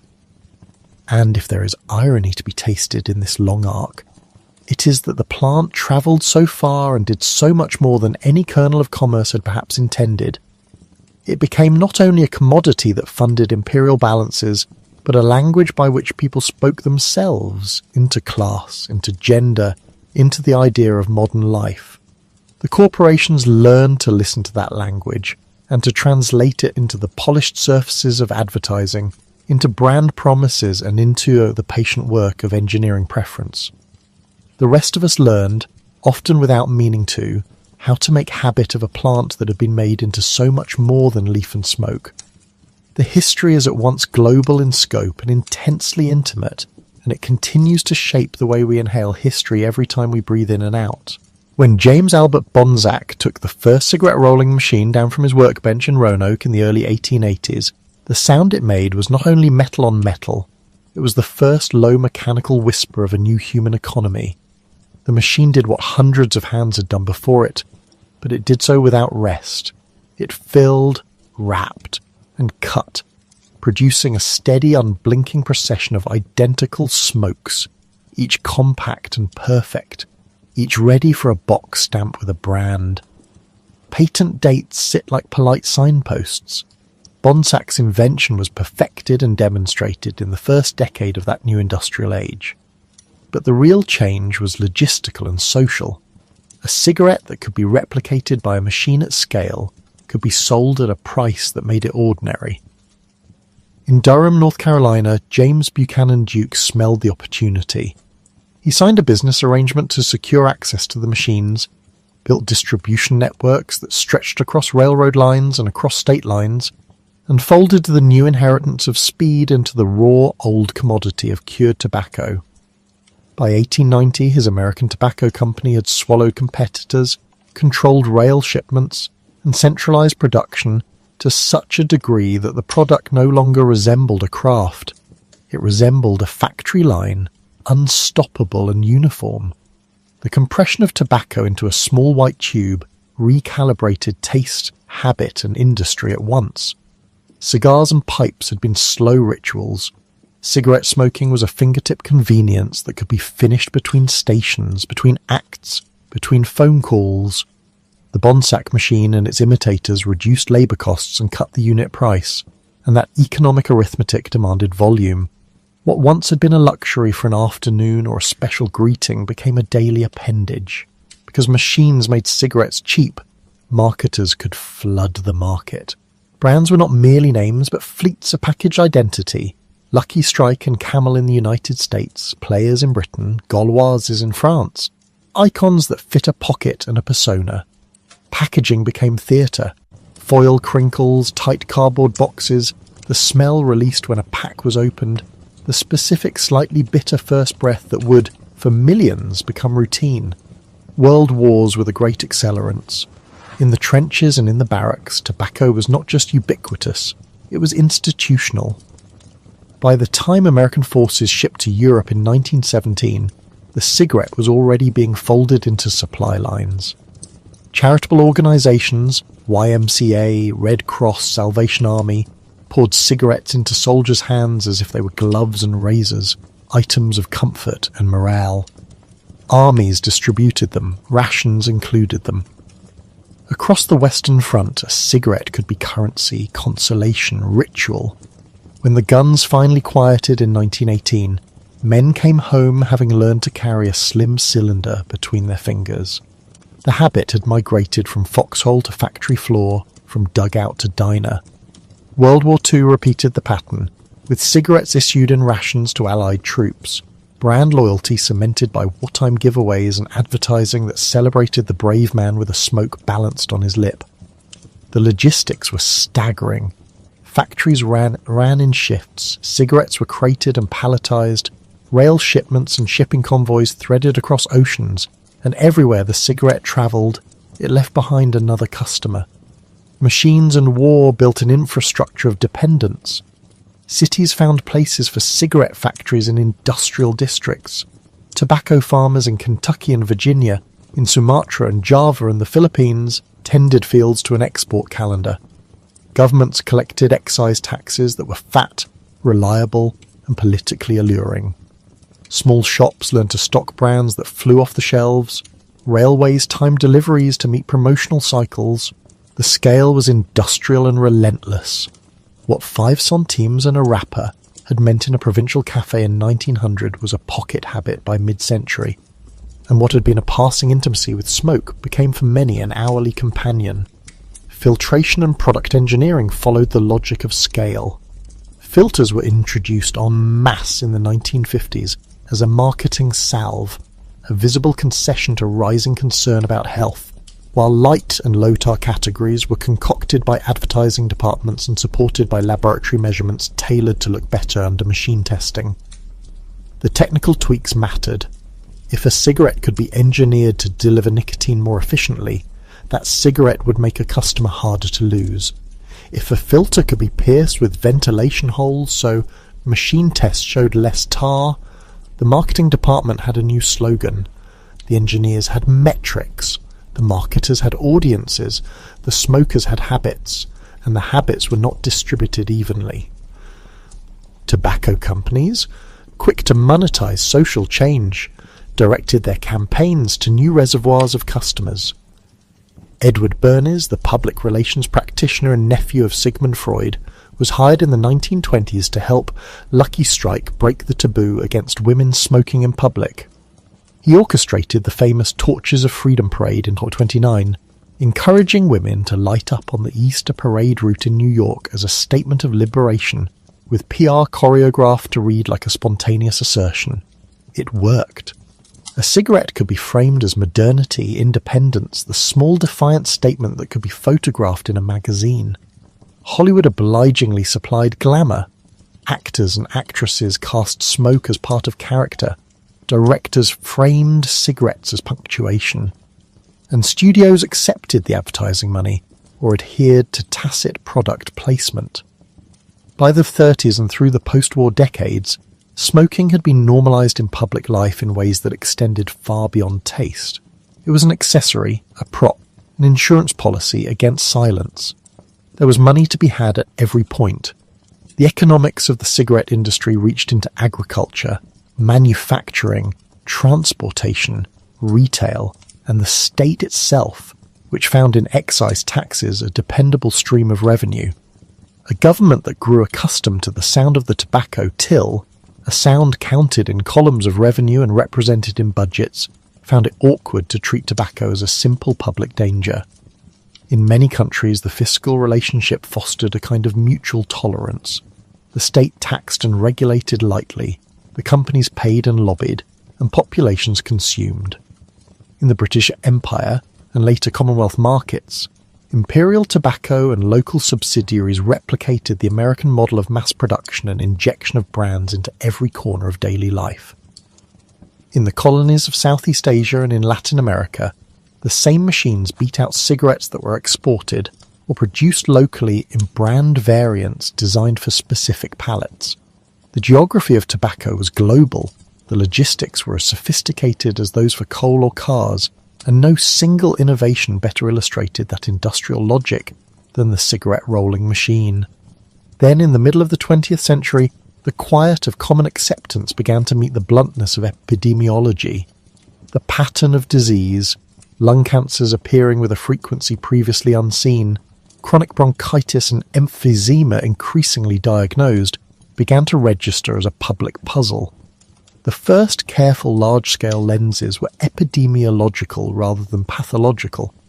In 1950, 2 independent studies, one by the British team led by Richard Doll and Austin Bradford Hill, and another by American researchers including Ernst Winder and Varts Graham, published papers that associated cigarette smoking strongly with lung cancer. British medicine had already been nudged, if solely, by the Royal College of Physicians' 1962 report Smoking and Health, which argued that smoking was a cause of lung cancer and a factor causing respiratory disease and cardiac disease. The evidence accumulated into consensus, case control studies, cohort studies, mortality statistics, and clinical observations all began to point away from coincidence and toward causation. The American public heard a formal reckoning in 1964 when the Surgeon General's report under Luther Terry declared that smoking was a health hazard of sufficient importance to warrant remedial action. The language was cautious and the conclusion explicit: a major, preventable cause of illness, and death had been identified. What followed was both scientific and political, a duel of methods and meanings. Scientists sharpened methods, followed cohorts, measured risks, and published results with increasing clarity. Laboratories examined carcinogens in tar, pathologists catalogued tumours, cardiologists connected smoking to atherosclerosis and myocardial infarction. The list of harms lengthened: lung cancer, heart disease, stroke, chronic obstructive pulmonary disease, complications in pregnancy, and a catalogue of other suffering. Epidemiology had found its antagonist, the tobacco industry, whose profits depended on the continued sale of the very product now implicated in widespread death and disability. The industry response has by now entered the historical record as a case study in corporate strategy. In 1954, companies pooled resources to form the Tobacco Industry Research Committee, later renamed the Council for Tobacco Research, and created public relations organs such as the Tobacco Institute in Top 58. They placed a full-page frank statement to cigarette smokers in newspapers in 1954, promising research and concern while simultaneously funding a program designed to sow doubt about the new epidemiological findings. Doubt as an explicit strategy was affordable and effective. The industry-funded research programs designed not necessarily to produce alternative truths, but to produce confusion about the pace and certainty of scientific knowledge. It insisted that mechanistic proof be supplied before causal claims could be accepted. It elevated dissenters and emphasized methodological uncertainties, and it placed friendly scientists on panels and advisory boards. It created front groups to oppose regulation on the grounds of sound science and individual freedom. It launched youth smoking prevention programs that, in many cases, functioned as public relations buffers rather than serious interventions. There were internal memos that read like the minutes of a different morality. Documents that asked how to sustain consumption in the face of scientific evidence, how to ensure replacement smokers, how to design products that delivered nicotine efficiently and therefore more reliably produced dependence. Those memos, when they eventually surfaced in litigation decades later, contained phrases and calculations that seemed to many observers at the time more chilling than any public denial. The technical knowledge available to companies was not abstract. Tobacco chemists understood nicotine's pharmacology. They quantified smoke yields. They studied inhalation patterns. They devised methods, chemical adjustments, curing techniques, and the so-called ammonia process that increased the proportion of free-base nicotine and therefore the speed and intensity with which nicotine reached the brain. They introduced ventilation holes in filters to game machine yield tests, knowing that human smokers would compensate by drawing more deeply or covering vents with their fingers. They marketed mild and light brands on the basis of misleading numerical yields. All of these moves appeared in internal reports that later, after years of litigation and the slow unspooling of corporate secrecy, would be used by prosecutors, journalists, and public health researchers to demonstrate that the industry had not only been slow to admit harm, in many respects it had taken active steps to preserve and even enhance the addictive quality of its product. Those revelations did not emerge all at once, but were gathered like evidence in a long legal campaign. Whistleblowers and courtroom depositions produced excerpts and tapes, the best known among them perhaps the testimony of Geoffrey Wigand, once a research vice president at Brown & Williamson, whose disclosures in the mid-1990s exposed deliberate manipulation and named projects that targeted youth and nicotine delivery. The narrative found cultural echo in the film The Insider 1999, which dramatised those disclosures and the legal pressure that constrained mainstream media coverage. But litigation did more than create stories, it produced documents. Suits brought by American states in the 1990s, and an avalanche of subsequent class actions and individual claims, required disclosure of millions of internal company papers. The public release of those documents, accessible in specialized digital archives such as the repository at the University of California, San Francisco, gave historians, epidemiologists, and policymakers a level of detail previously unavailable. Memos, marketing plans, chemical analyses, pages from board meetings became primary evidence that the industry had known much more than it had said about both the harms of smoking and the addictiveness of nicotine. The political consequences of those revelations were profound. Public health movements, which had been building for decades with varying intensity, found legal leverage and public resonance. Governments moved from advisory warnings to more direct regulation. In the United States, Congress and the executive branch had already taken preliminary steps. The Federal Cigarette Labeling and Advertising Act of 1965 required rotating health warnings on cigarette packages. The Public Health Cigarette Smoking Act of 1970 banned cigarette advertising on television and radio effective at the start of 1971. Those were significant. But the 1998 Master Settlement Agreement altered the landscape in a different register. In November of that year, the largest tobacco manufacturers in the United States settled with the Attorneys General of 46 states. The settlement, which committed companies to substantial annual payments and to sweeping restrictions on advertising and promotion, created a new template for state leverage. The headline number that people remember, roughly $200 billion over 25 years, was not only compensation but also recognition that states, who had for decades paid for medical care without explicit legal recourse, could now recoup some costs. The settlement also produced two important public goods. It barred certain advertising practices, such as the use of cartoon characters and billboards targeted to youth, and it mandated the disclosure and public availability of many internal documents. Globally, the public health response matured into an organized international campaign. The World Health Organization convened states around a formal treaty in the early years of the century, and in 2003 member states adopted the Framework Convention on Tobacco Control, the first global health treaty of its kind, which came into force in 2005. The treaty binds signatories to implement measures, taxation, advertising bans, health warnings, smoke-free policies that have proved effective at reducing consumption when implemented comprehensively. Some nations moved faster and farther than others.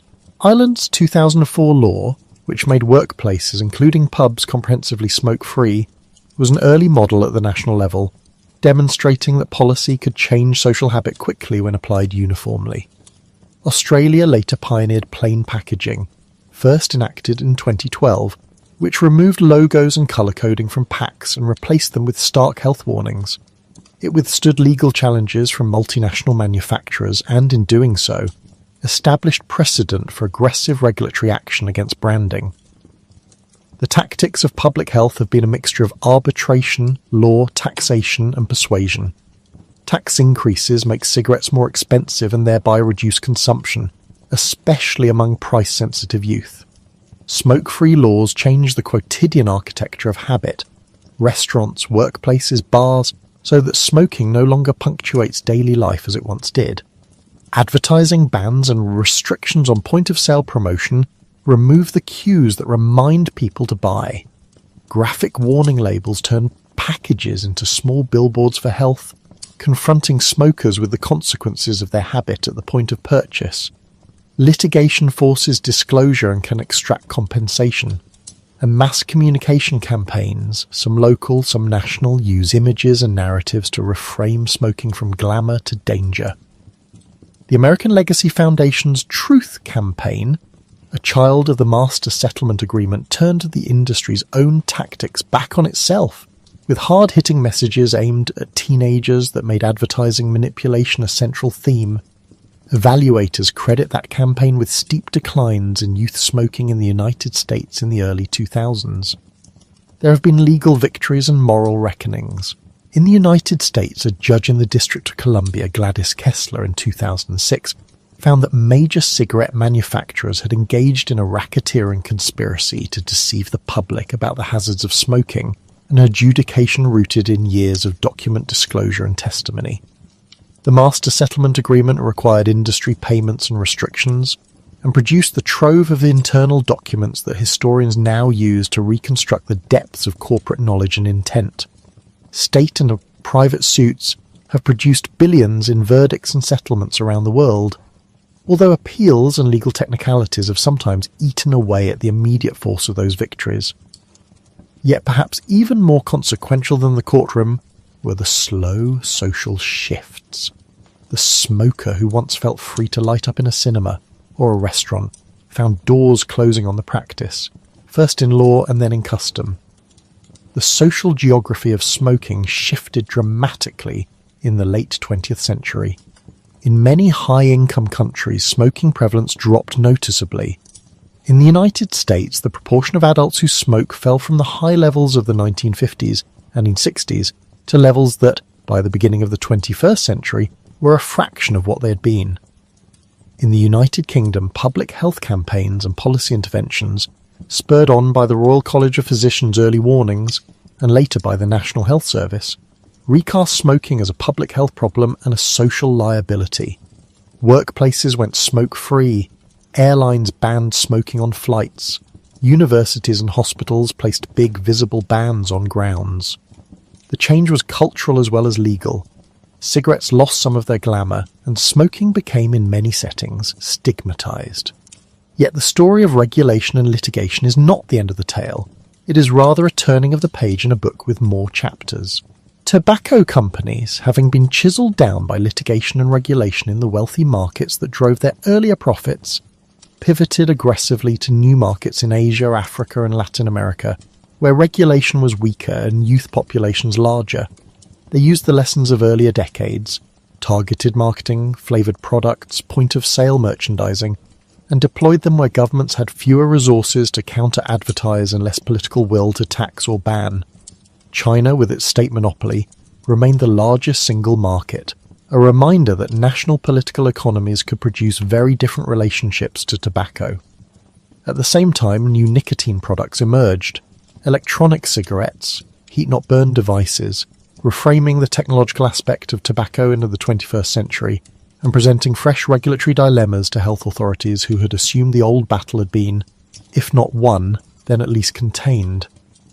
The public health mobilization of the late 20th century, however, did accomplish something fundamental.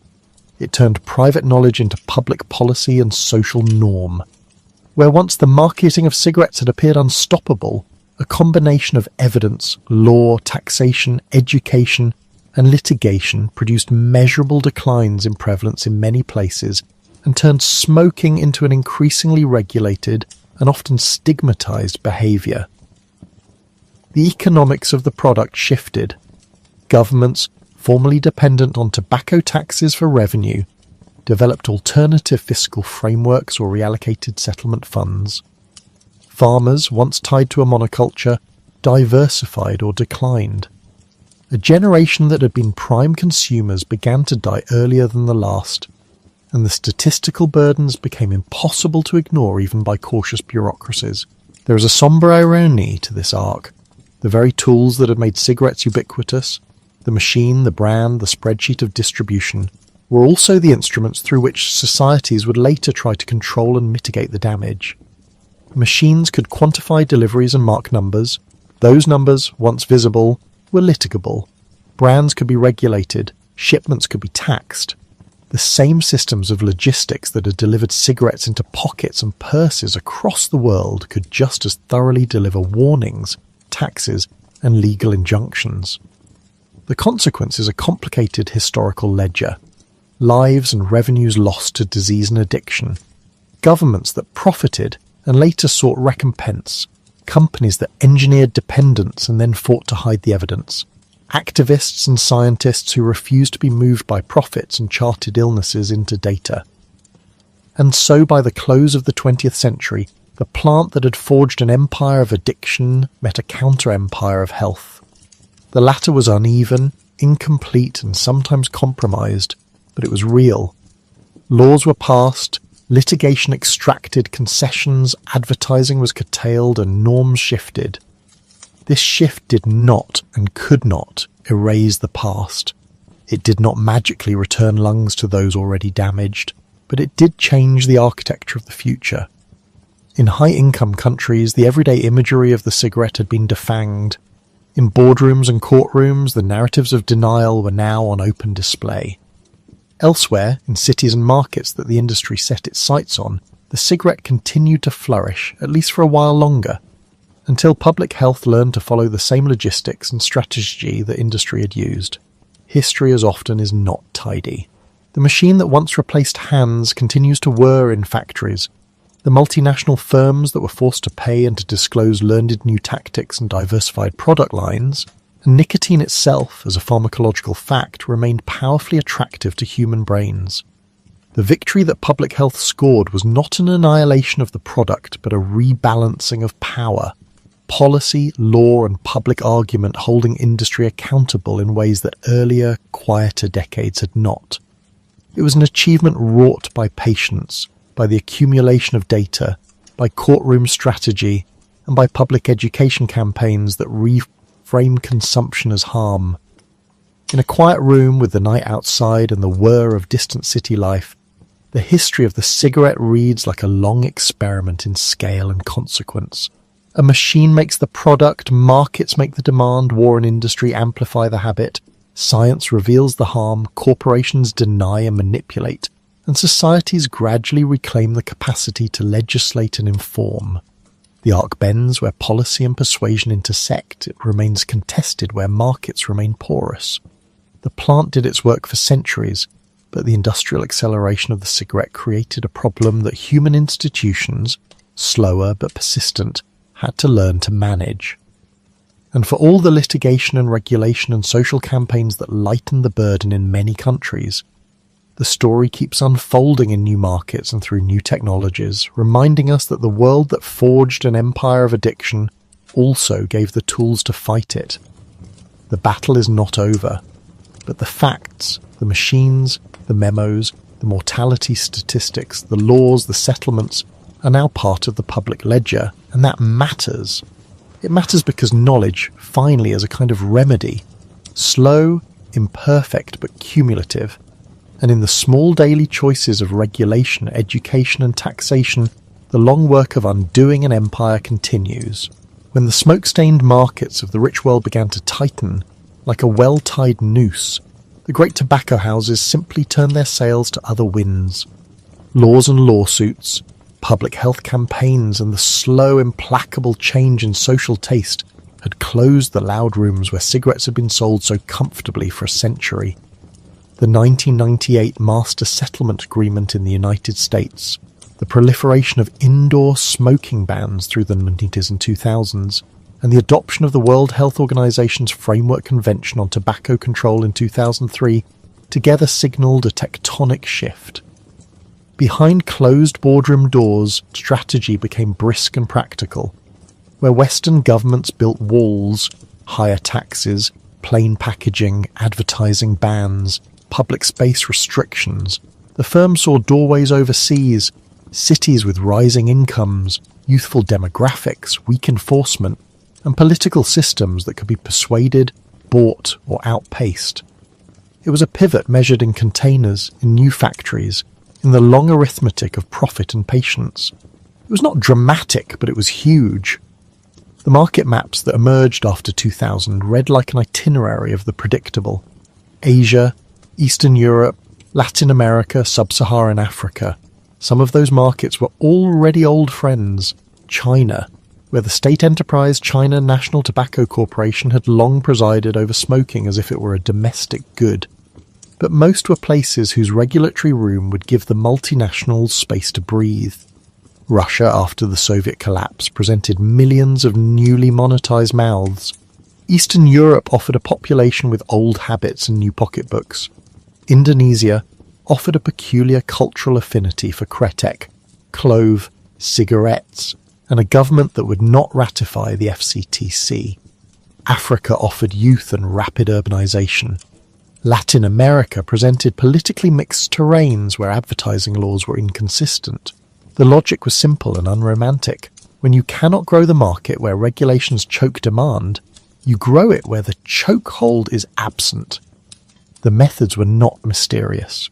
Corporations adapted the same playbook they had refined for decades and exported it into environments where legal and civic restraints were lighter.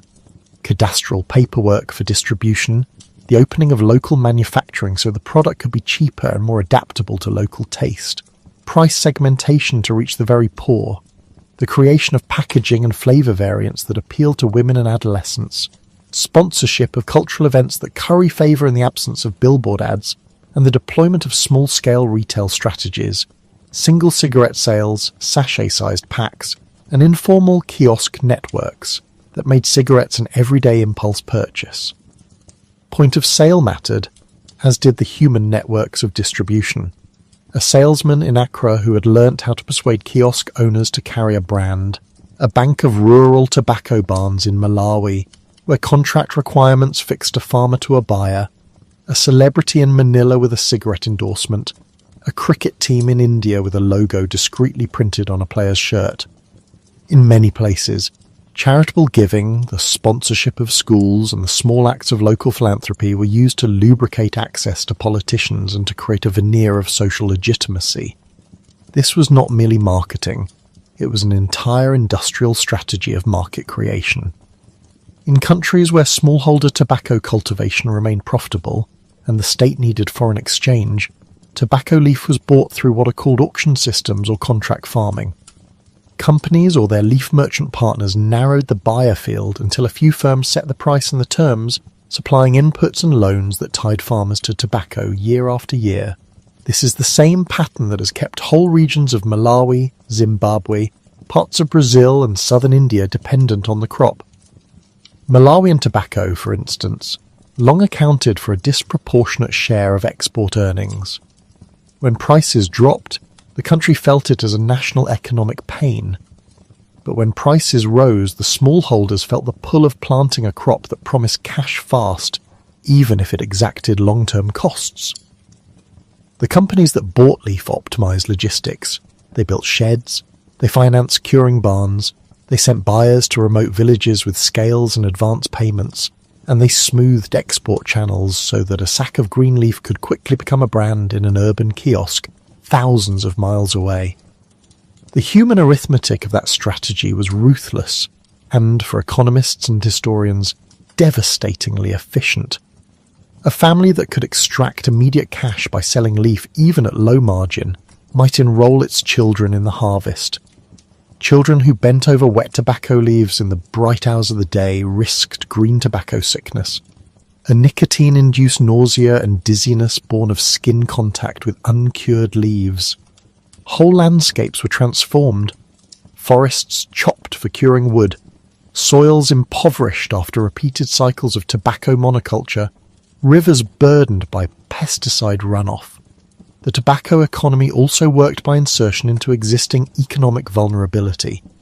Credit was offered against future harvests. When the harvest failed, the farmer's indebtedness rose, and the company along the chain claimed a kind of economic duty of care that was never quite matched by cash transfers or alternative livelihoods. Harvest time was the time when obligations became visible, and those obligations were often enforced through market realities rather than law. If the supply side was a lesson in industrial discipline, the demand side bent the rules of persuasion. Advertising that had been banned on television and radio in the West migrated to billboards in Nairobi, to prime spots in shopping centres in Jakarta, to festivals in Sao Paulo. A cigarette brand printed on the back of a pop star's jacket, a youth education message that read like responsibility and behaved like salesmanship. The infamous archetypes persisted. The slender, aspirational woman invoked by slim brands, cigarettes framed as a badge of modernity, the cinematic smoky hero who seemed to know himself and found fresh soil in which to grow. In many parts of Africa and Asia, the price per stick was made deliberately low, a fraction of a day's wage in many cases, and the result was predictable.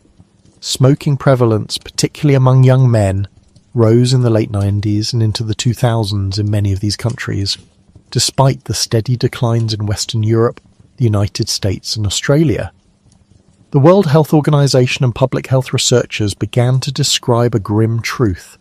The tobacco epidemic was moving south and east, following the flows of globalization, and the human toll would follow.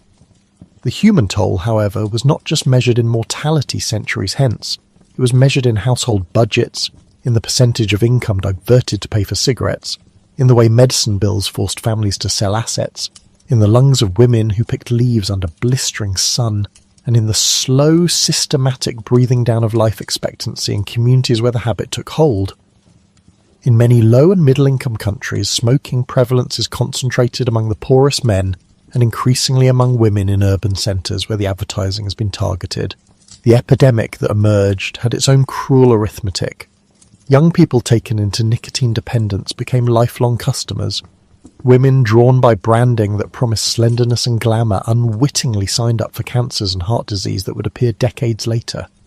Whole communities argued for tobacco because it provided cash while failing to count the long tail of medical bills, lost productivity, and environmental damage it created.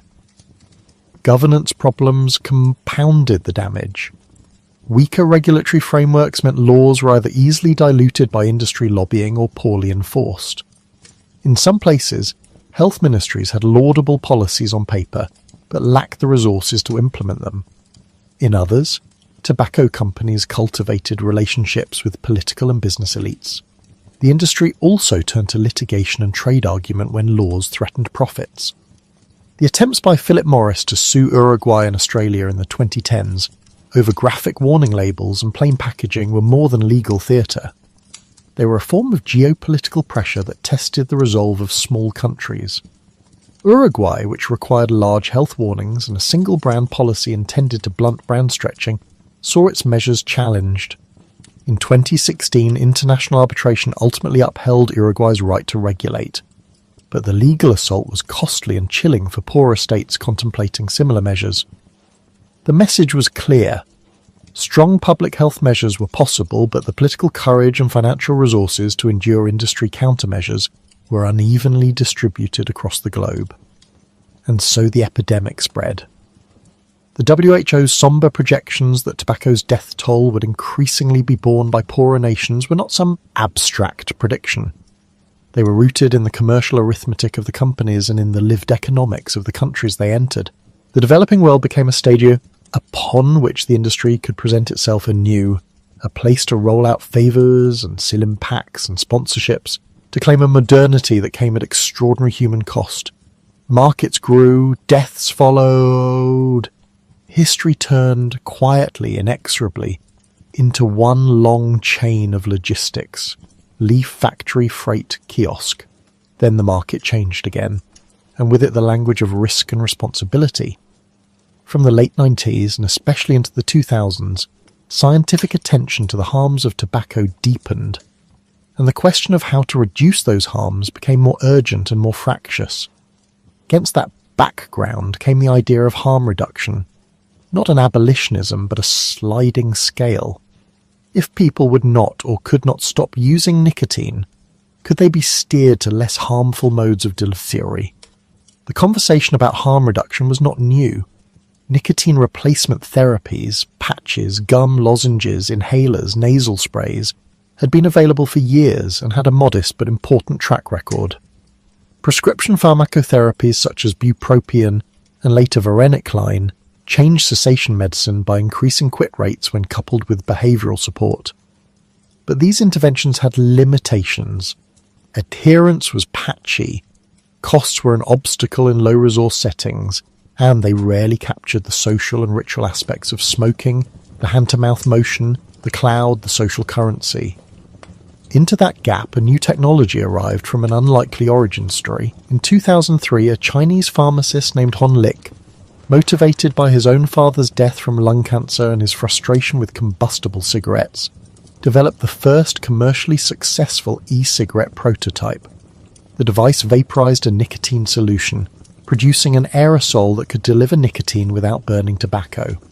Early iterations were clumsy, they didn't hit the market with fanfare, but the technology was adaptable, and by the late 2000s and especially the 2010s, it matured into a market of devices, liquids, and brands.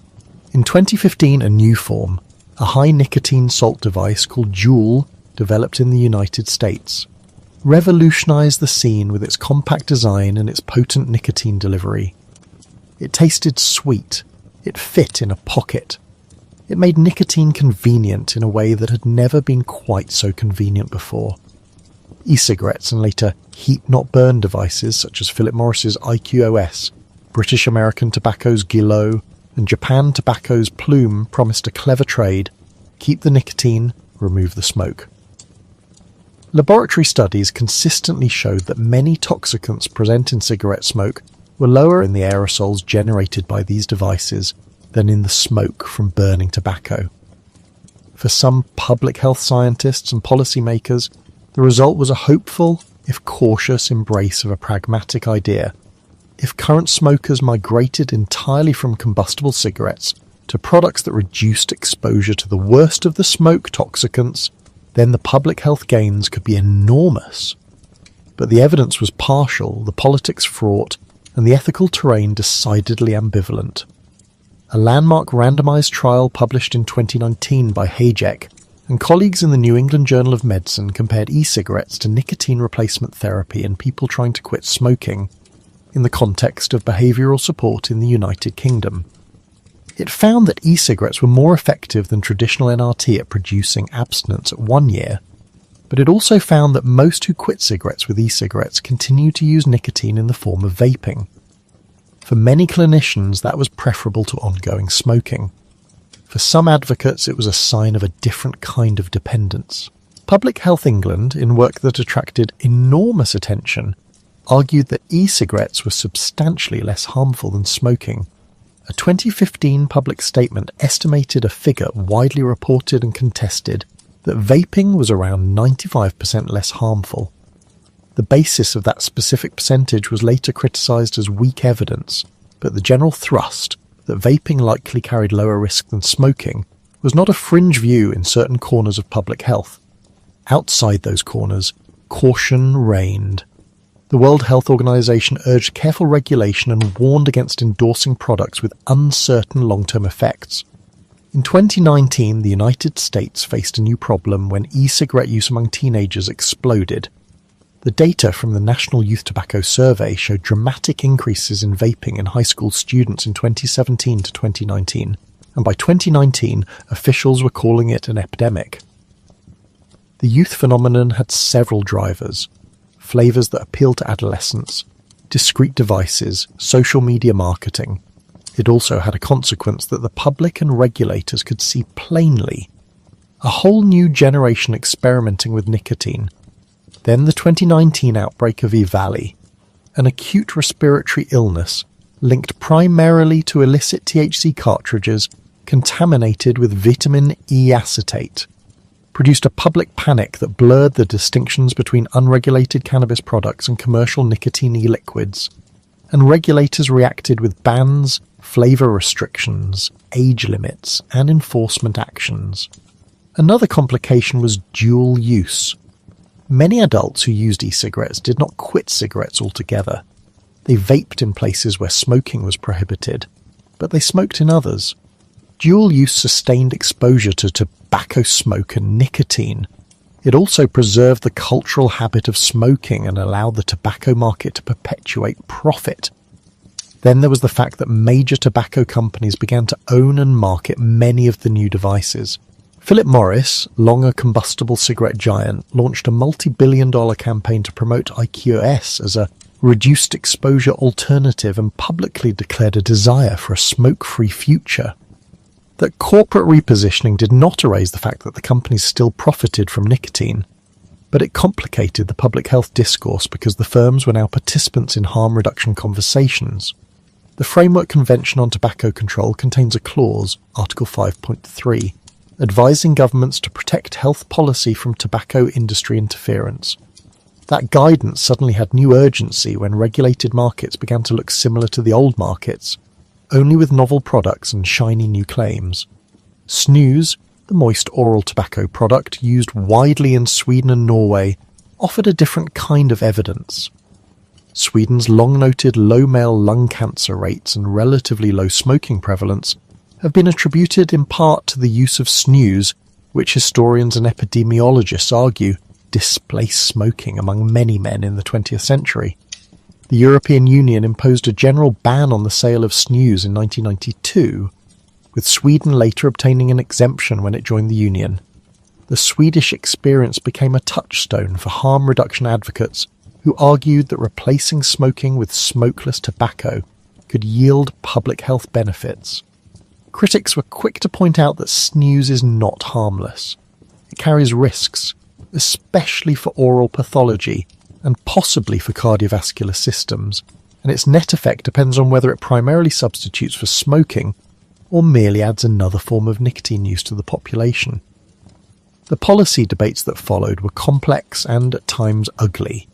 Should regulators take a pragmatic consumer harm approach and permit, even encourage, adult smokers to switch to less harmful nicotine delivery systems? Or should they be gatekeepers who defend the precautionary principle and restrict products whose long-term effects remain unknown and whose appeal might lure young people into addiction? Practical policy has split along national lines.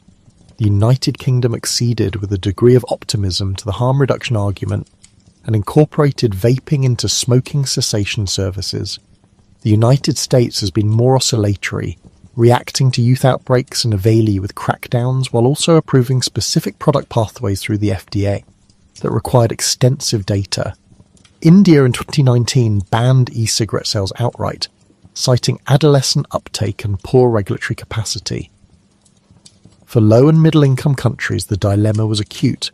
The potential cessation benefits for millions of adult smokers were tempting, but so was the risk that a poorly regulated market would addict a new generation to nicotine, or that industry rhetoric would be used to undermine basic tobacco controls.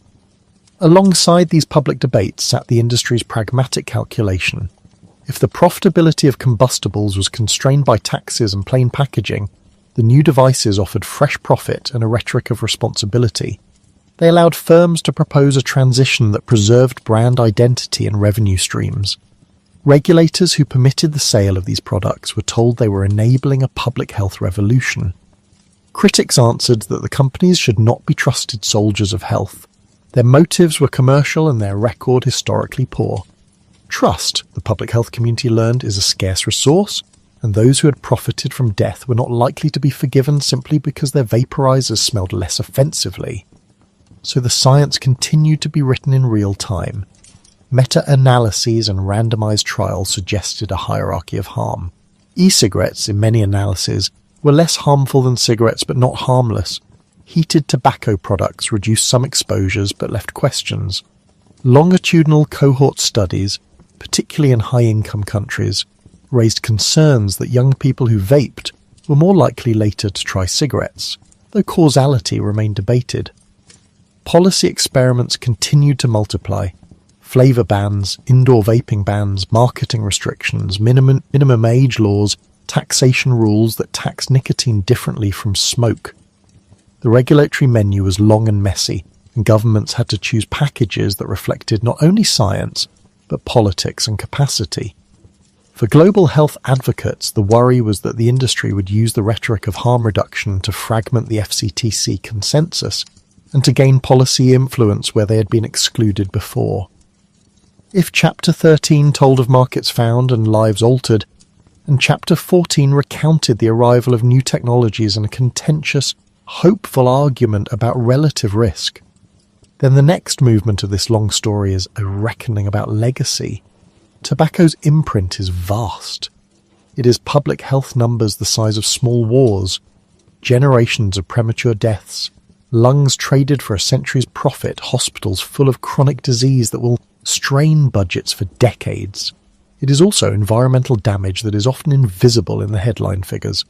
Forests felled for curing barns, the erosion of soils, the residues of pesticides, the plastic and chemical load of billions of cigarette butts dumped into streets and gutters and oceans. The filter, a device invented and marketed as a health mitigation, has proved to be an environmental joke. The cellulose acetate remnant of a filtered cigarette is the most common item collected in beach cleanups worldwide. The plant that sharpens the tongue of addiction has also sharpened the world's waste problem. There is also a layer of memory and of regional economic dependence that cannot be wished away. In the tobacco regions of the southeastern United States, in parts of Malawi and Zimbabwe, in Brazil's tobacco belts and in parts of China, entire communities were built around a crop that rose and fell with world prices and corporate policies. When public health policies required reductions in smoking or when multinational buyers altered contracts, those communities were left with structural dependencies that are not easy to recalibrate. The naive assumption that farmers will simply convert to another cash crop underestimates the complexity. Credit systems attached to tobacco, soil conditioning specialized for curing, market access for alternative crops, and the cultural knowledge of plant processing are all constraints. Transition programs are promoted by governments, NGOs, and international agencies have had mixed success. A few projects have succeeded where they provided market guarantees, technical assistance, and multi-year support. Many more have found that a single season of alternative cash crops will not replace the networked incomes that tobacco once delivered. Reparative justice is a difficult conversation because it moves into the territory of moral accounting. The Master Settlement Agreement in the United States, which compelled manufacturers to pay states for health costs and to restrict certain marketing activities, provided one model of partial accountability. Yet critics rightly note that much of the settlement money in the US was absorbed into general state coffers rather than specifically funding cessation or healthcare, and that the industry's continuing profits were not fully captured for public remediation. Elsewhere, there have been smaller litigation victories and regulatory fines, but rarely the kind of structural change that would redirect corporate profits into large-scale transition funds, restitution to families, or environmental remediation. The question remains, who pays for the decades of damage done?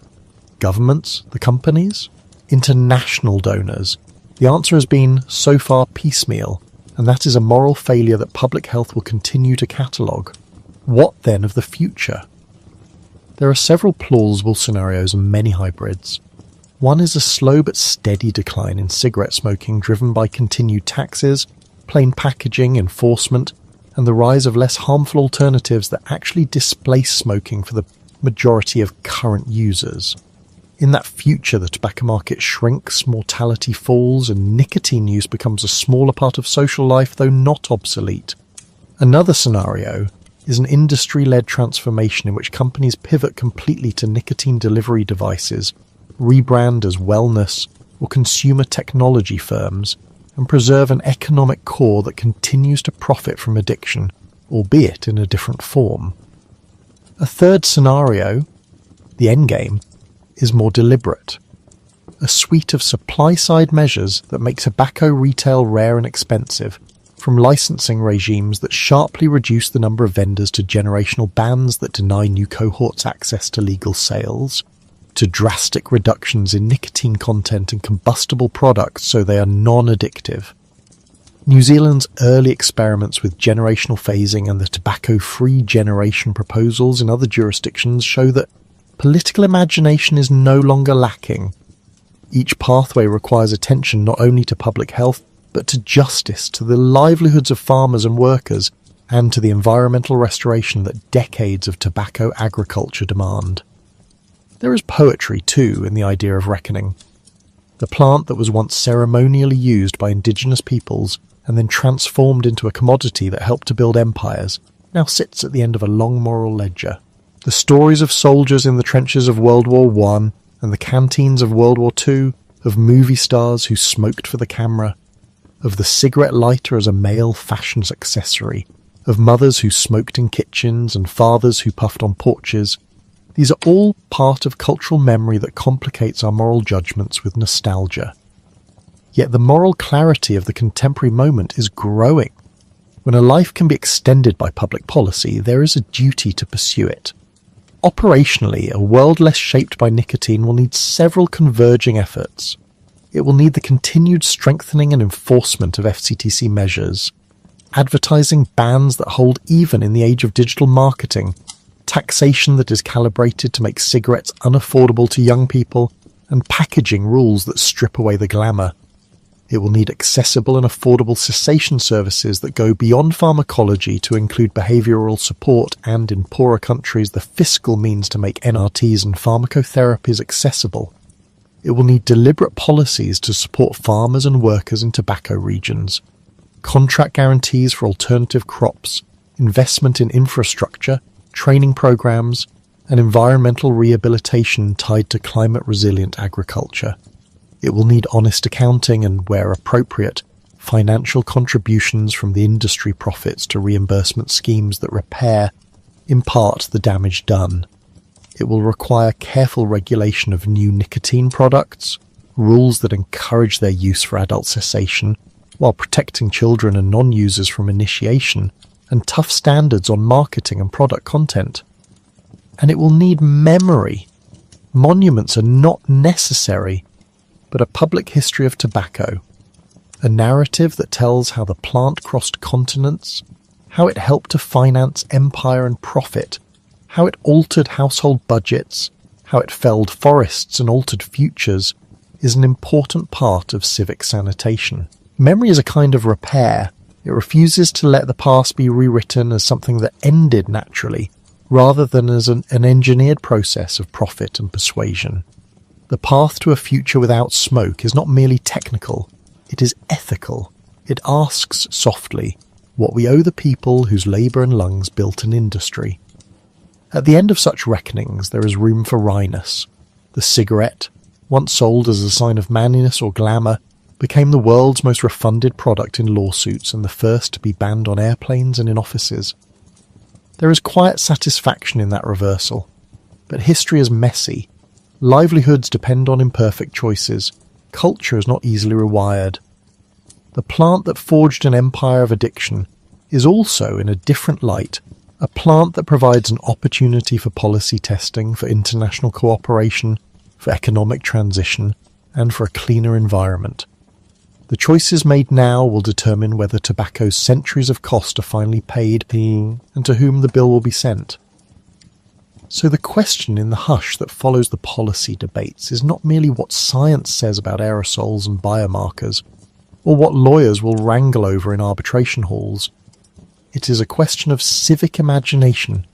Can societies that once elevated tobacco to a symbol of modern life now construct ways to repair the harm it has caused? To create alternative livelihoods for those who relied on it, and to lift from the poorest shoulders the most brutal part of the burden? The answer will be written over years, not in a single convening, and it will require a steadiness of policy and purpose like a long dissipating plume, slow, inevitable, and finally dispersed. The last image one might hold before sleep is simply this: a field where the barns no longer smell of cured leaf but of clean timber, a village where children are learning to tend fruit trees instead of stacks of tobacco, an urban kiosk that sells bottled water and phone credits where it once sold single sticks. It is not a tidy ending. It is, however, a possibility, and for all the sagas of markets and manipulation, it is the kind of quiet future that historians who tell bedtime stories like to imagine, because it is human, incremental, and, if we choose it, real.